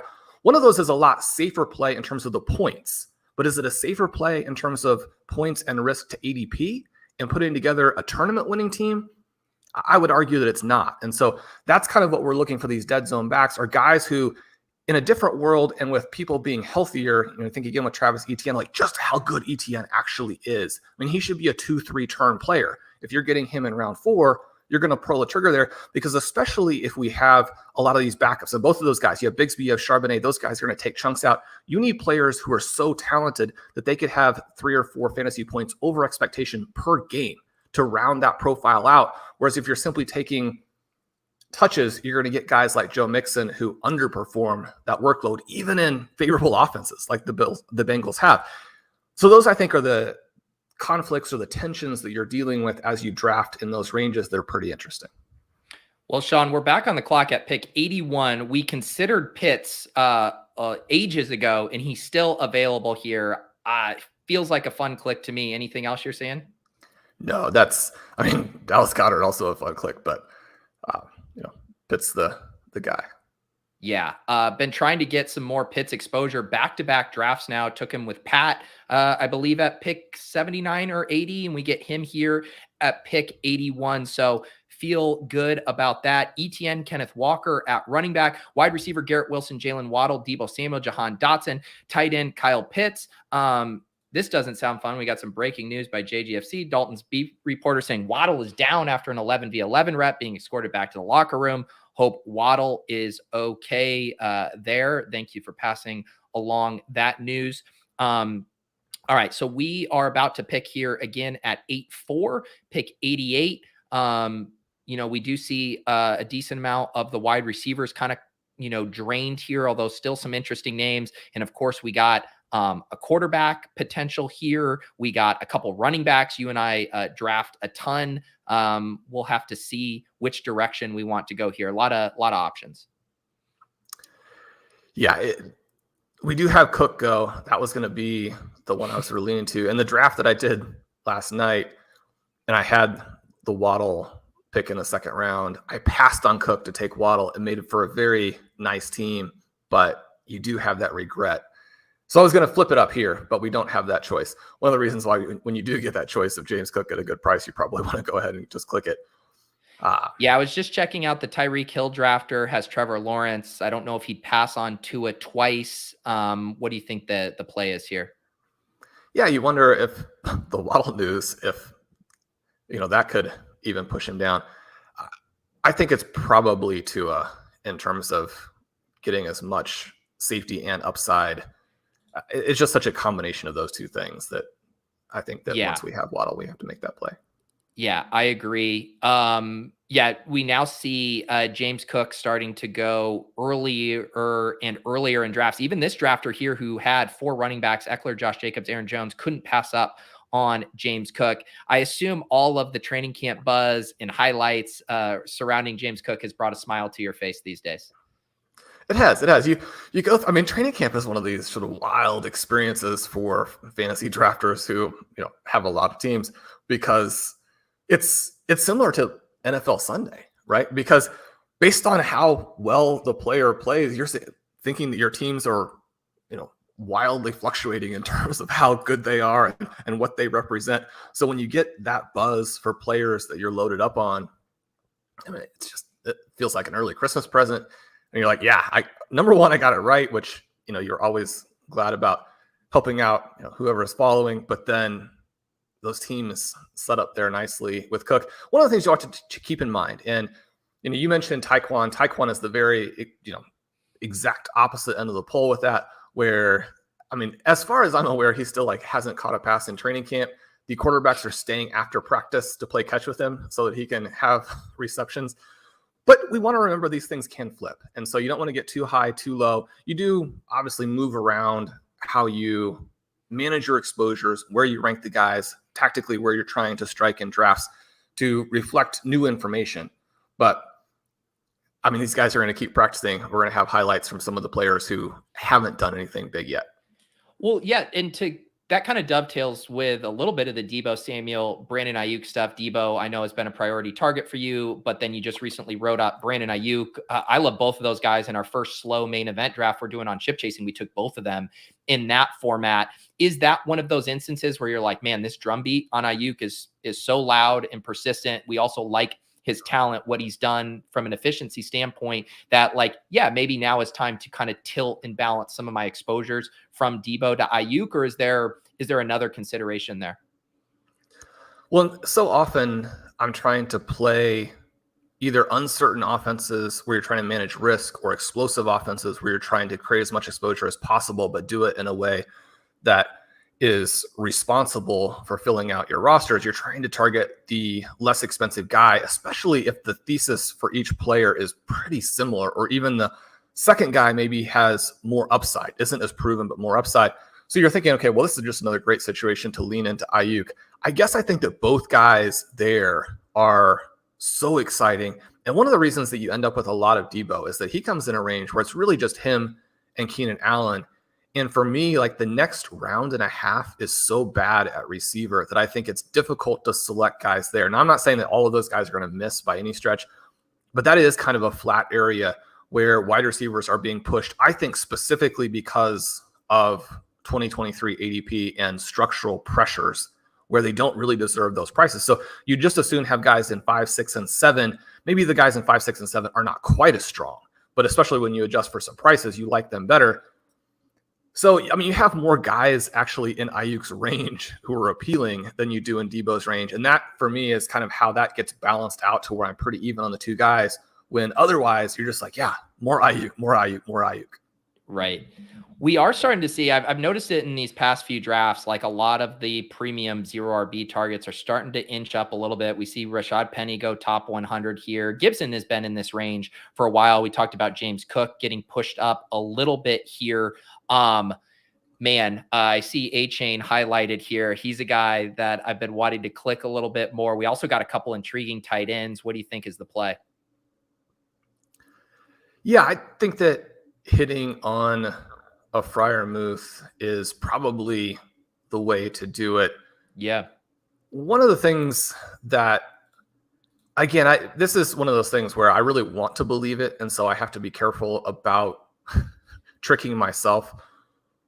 But the research that I've done on Pickens, who is somebody that I just have a very high exposure to as well, has also led me to believe that the talk about the Steelers offense being very run heavy is probably a little overstated. Now, I do think that they're going to want to go back more in that direction than they were sort of at the end of the Ben Roethlisberger years. But one of the things that they're saying there is that Deontay Johnson looks pretty good. We know he is a target magnet. Pickens gives you the vertical element. Freiermuth is the breakout tight end.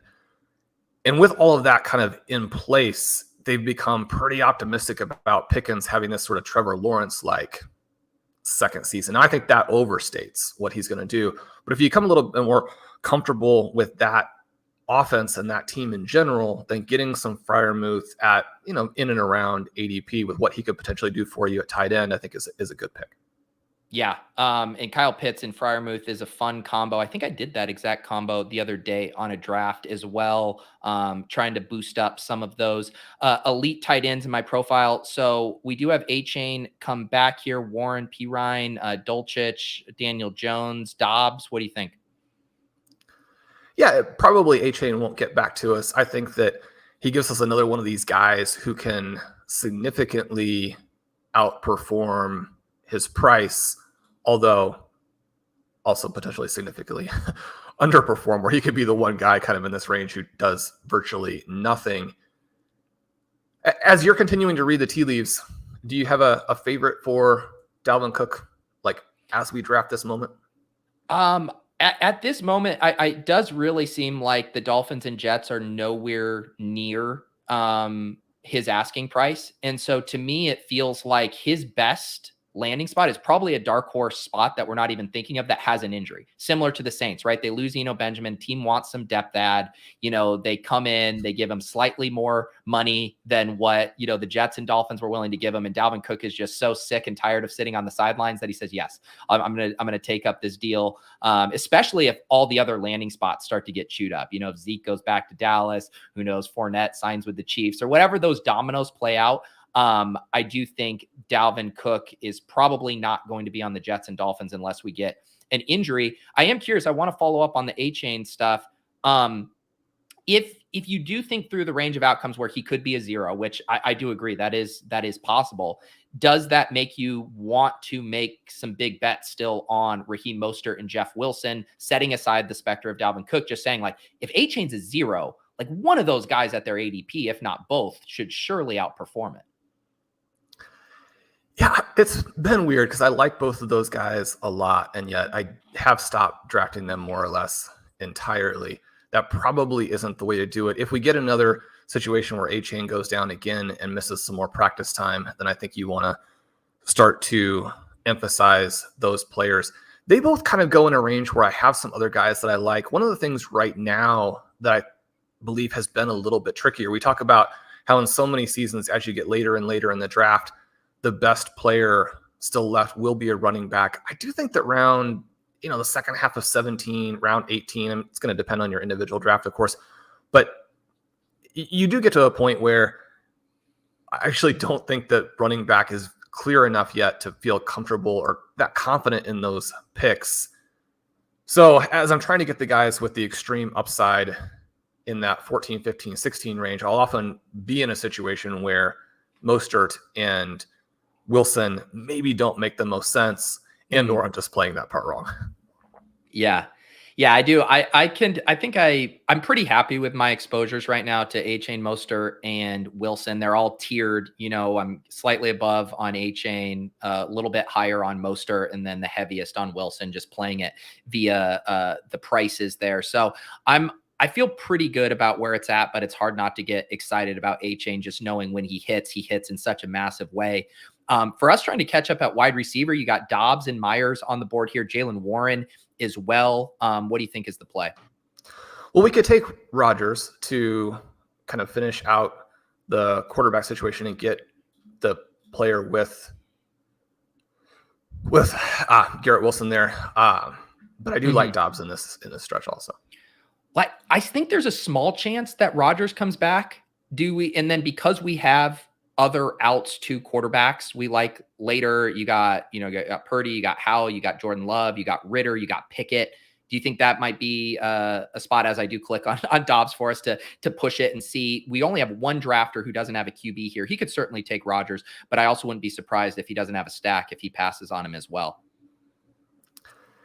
Yeah, so there is a better play probably. So I'm glad that you did that. It's a play that has become a little bit trickier to execute and might even need to happen at this next wrap here.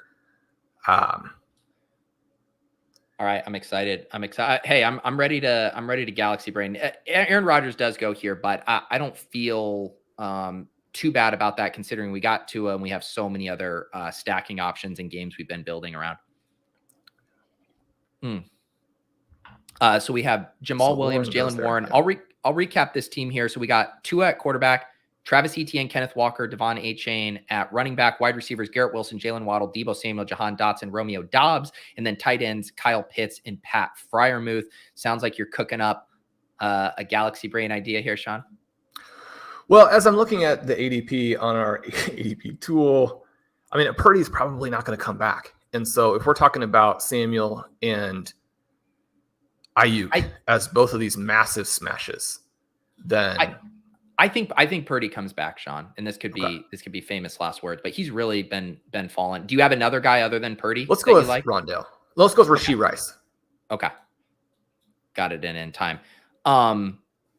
So yeah, we can talk through that as well here. I guess the thing I just have, I think both with the Rodgers and Purdy, I guess I struggle with like really reaching for a quarterback when you have so many options to get another one cheaper that's still in a correlated fashion, that's still around other games that you're interested in. And then the other thing being like, when you take Tua and then Rodgers, not saying that we wouldn't ever go 3 quarterbacks, but then it kind of limits your flexibility, in the same way if you do a hyper fragile build. But go ahead. What were you going to say? Well, you're pushing to take the quarterback with more upside here, as opposed to the quarterback who is not guaranteed, but is a very strong selection as I mean, Brock Purdy with those weapons is going to finish like quarterback 12. But Shawn, don't hype up a guy before when I say he's going to make him come back here. I mean, what the people really want is us to get our 19th Sam Howell team. That's what people really want. But Sam Howell, if he hits, is going to be QB5. So there you go. I was writing up. I have a piece coming out in the Fantasy Life newsletter tomorrow showing ways to like look at the best ball hub so you can review your game stacks, how you're stacking up teammates. And it was interesting seeing like my exposure to Dotson relative to like Samuel and stuff. But I had to like write the caveat in there of like, my most drafted quarterback, Sam Howell, and please refrain from commenting whether you think this amount of exposure is good or bad. It's merely an exercise to review the players you're stacking your most drafted quarterback with. But I immediately knew that people are going to be reading, yes, I'm with you. Wait, why do you have 20% Sam Howell? That was the thing I was trying to get out ahead of. And it's always funny to look at that and follow their camp reports and then see what gets circulated as the most important thing. Because, we are getting this circulation of the idea that it's not even really a competition, which I think has been true from the start. Yeah. But you are in these situations where it becomes sort of meaningful. The other part of that is that the offense is struggling a lot in camp. Yeah. And that's not unexpected, but it is something to be aware of when you're thinking. And so I also want to make a little note. I've got my 2 other screens up here. One is rankings, one is ADP. It was actually the rankings sheet that I was looking at with Purdy and saying he wouldn't come back. ADP, he should have come back. He didn't. I mean, I knew I jinxed that. But This is, I guess the drafter had Brandon Ayuk, Christian McCaffrey, and he knew then that he was not coming past us. That's why I try to not do the saying. But anyways, it's a Schrodinger's cat situation here. We are about to be on the clock though at 1:53. We still have lots of options here as far as quarterbacks. A guy we like, Laporta, comes off the board here. What do you think? The fun play would be, I think, grabbing a Jalen Hyatt, who, I mean, this is still well before ADP, but is rising, and I think fits what you and Pat were talking about at the end of the last show. Is there a different player that we need to prioritize first? No, I'm just going to have to shovel out of my grave because I was kind of teasing the person for taking Jalen Hyatt at this exact slot last draft, 153, mainly because I was just marveling at how much his ADP has yo-yoed. It was like Paris Campbell had a good OTAs, and then Jalen Hyatt was free. He was just like going in the 18th round of drafts. And now it's like, oh yeah, Jalen Hyatt is probably the most talented of those guys that are out on the field right now. So now we're going to start taking him at 153. So I contain multitudes here, Shawn. I can laugh at Jalen Hyatt at 153, and I can press the button on him at the same time. Well, Hyatt is a player that we were like way above consensus on for the RotoViz rookie guide. And then, I mean, I'm kicking myself a little bit because he slid a lot more in the draft than I was expecting, and then didn't actually become a priority pick in my rookie drafts. Now I got him some, but he fell to prices in rookie drafts that were very palatable. And you've got to be careful when you're playing this Giants offense because they actually have a lot of receivers who are good. They probably don't have anybody who's great. The person who is still the biggest weapon is going to be Wan'Dale Robinson if and when he comes back. Does Daniel Jones support those guys?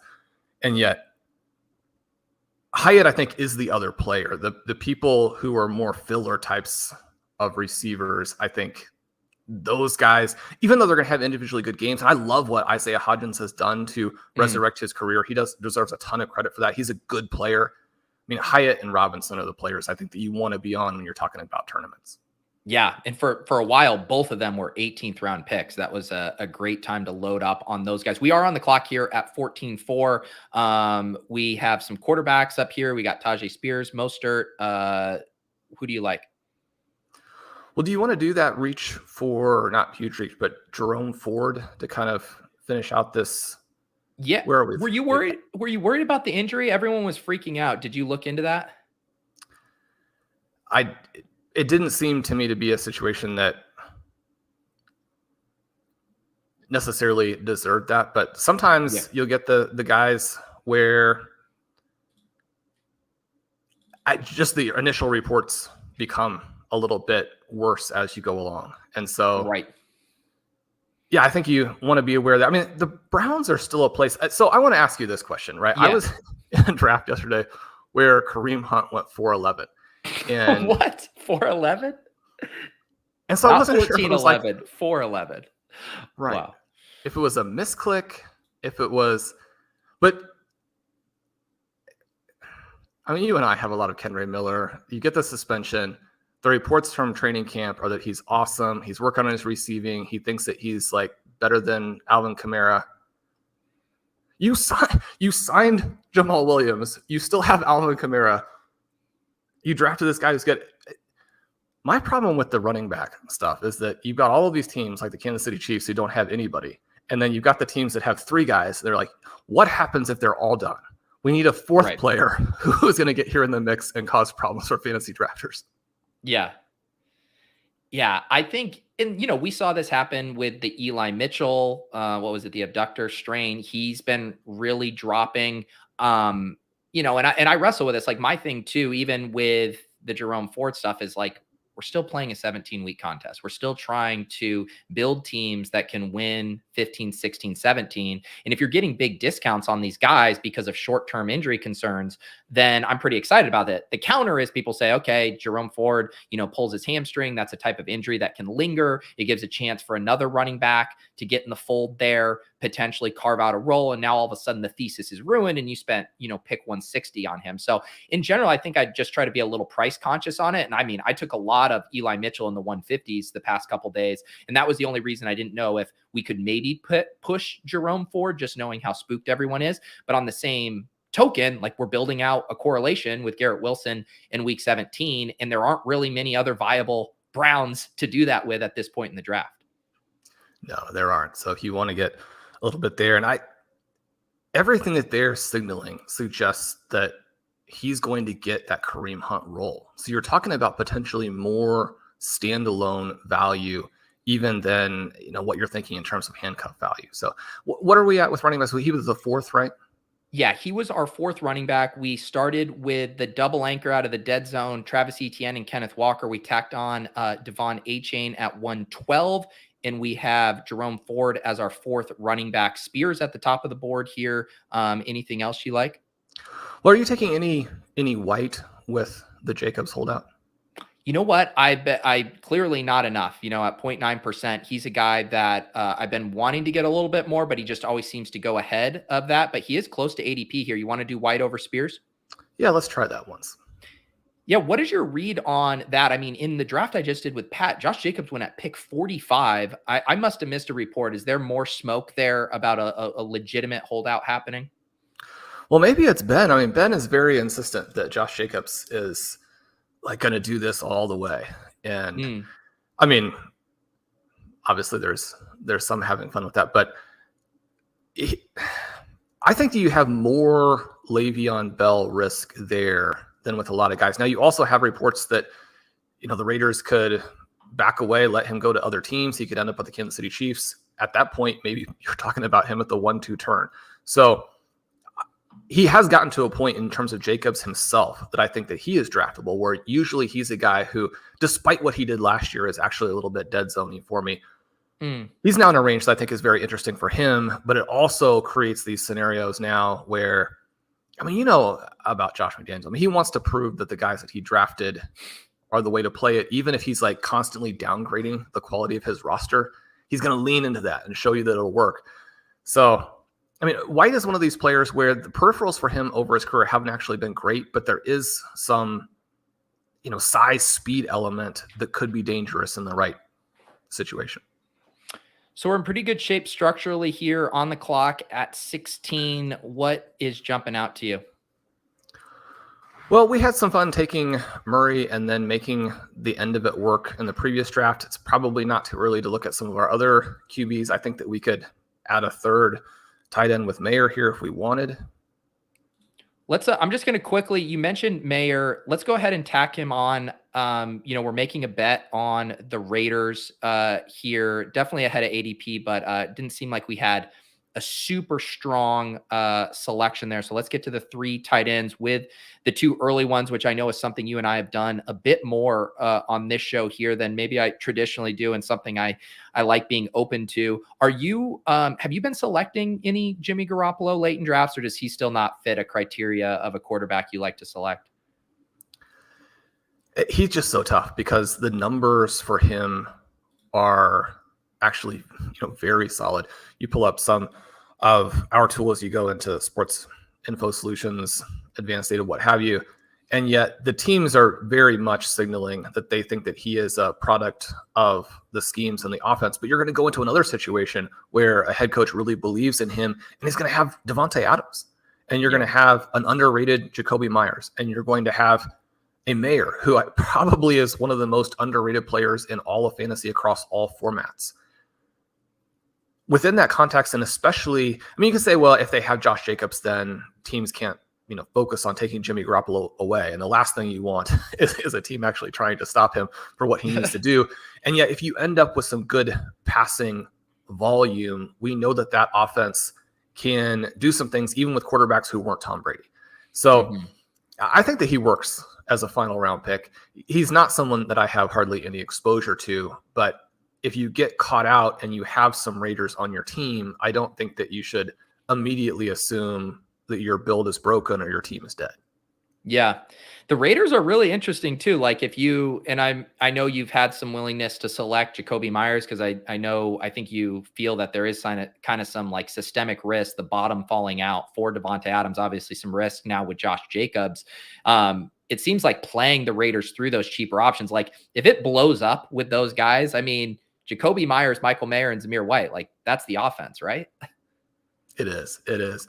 And I mean, you've got a head coach who has a lot of weaknesses, but also some unique strengths. And if he were able to manufacture some real scoring for those other guys, I don't think that we get to the end of the season and say, well, no one saw that coming. That was impossible. Be like, yeah, I mean, that's what he does.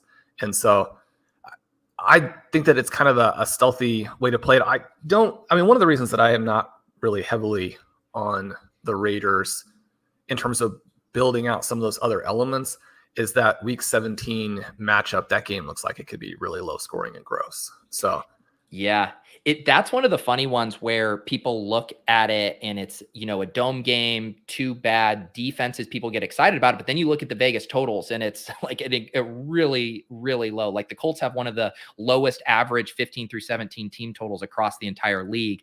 The people are not as bullish on Anthony Richardson as drafters are. Do you think we get a quarterback here? Do we do Ritter with Pitts? We did lose Sam Howell. Anything else you'd like to do? Yeah, I think Ritter is the way to go. And, you don't have the Bears element with this. But I think especially when we have Tua there, you don't have the game stacks that you want quite as strongly. But, I mean, do you really want to be leaning into both the Bears and the Falcons? Certainly you're going to do that on some teams. But one of the things that we talked about recently is that you don't always have to force it. And if you get into a situation where you don't have the game stack, but you need that quarterback late, you can still do it that way. I mean, Desmond Ritter is a player I can't understand. He's got good camp reports. People love Drake London. People love Kyle Pitts. There's more rushing there than people realize. And his EP numbers in that stretch that he finished last season with were fine. They were fine for fantasy scoring. The problem was he dramatically underperformed them. But when you come back in that second year and you have Pitts hopefully healthy, are you saying, okay, he's going to dramatically underperform him again? Yep. I mean, if you're betting Pitts to start with, you're betting on Desmond Ritter. It's such a perfect play when you get locked out of those other guys. So the only quarterback that makes any correlation sense if we wanted the third is Jimmy Garoppolo. Otherwise, running back or wide receiver look like the pick. Who jumps out? Well, I like Chase Brown here. It seems like he's gotten a little bit less trendy. And so you can add him in to those rosters, especially when we do still have plenty of running back risk.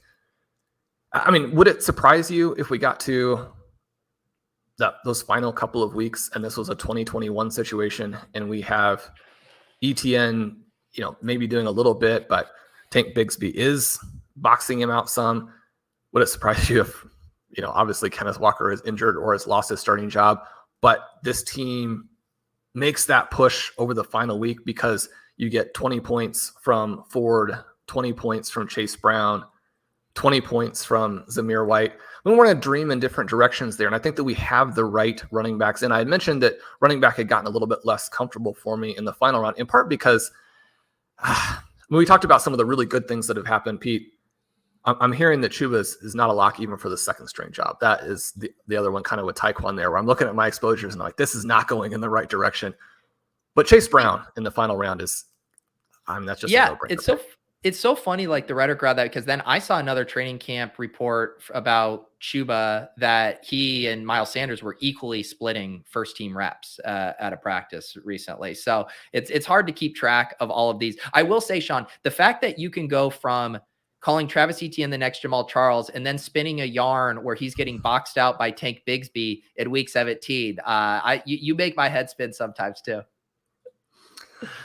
Well, it's fun and important to think through all the different ways it could go. I've been fighting to get my ETN exposures where I think they need to be, because you do get all of this rhetoric around Bigsby that I don't buy, and yet it does terrify me.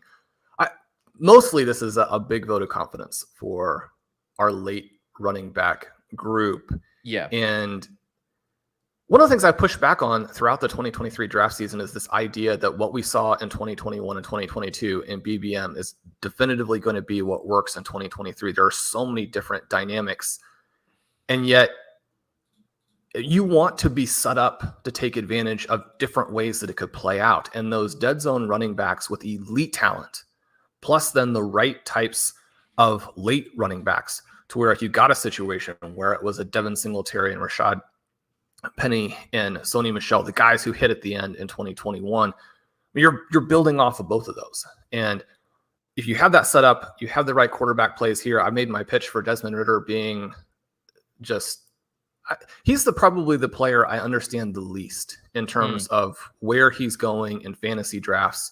When you think about the continued enthusiasm for London and Pitts, I don't understand how London can be going where he's going and Desmond Ridder going where he's going. Those two things I think are just simply not consistent at all.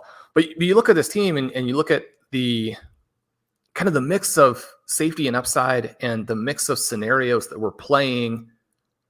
You're always thinking in these drafts, one of the things you mentioned is for me to stop spoiling our picks, because it does make it harder to finish out some of those game stacks, but yet the overall thesis and the internal consistency I really like in terms of how it sets us up for some floor, sets us up for getting through the first month, but also the upside of a team like this, I think, is extreme.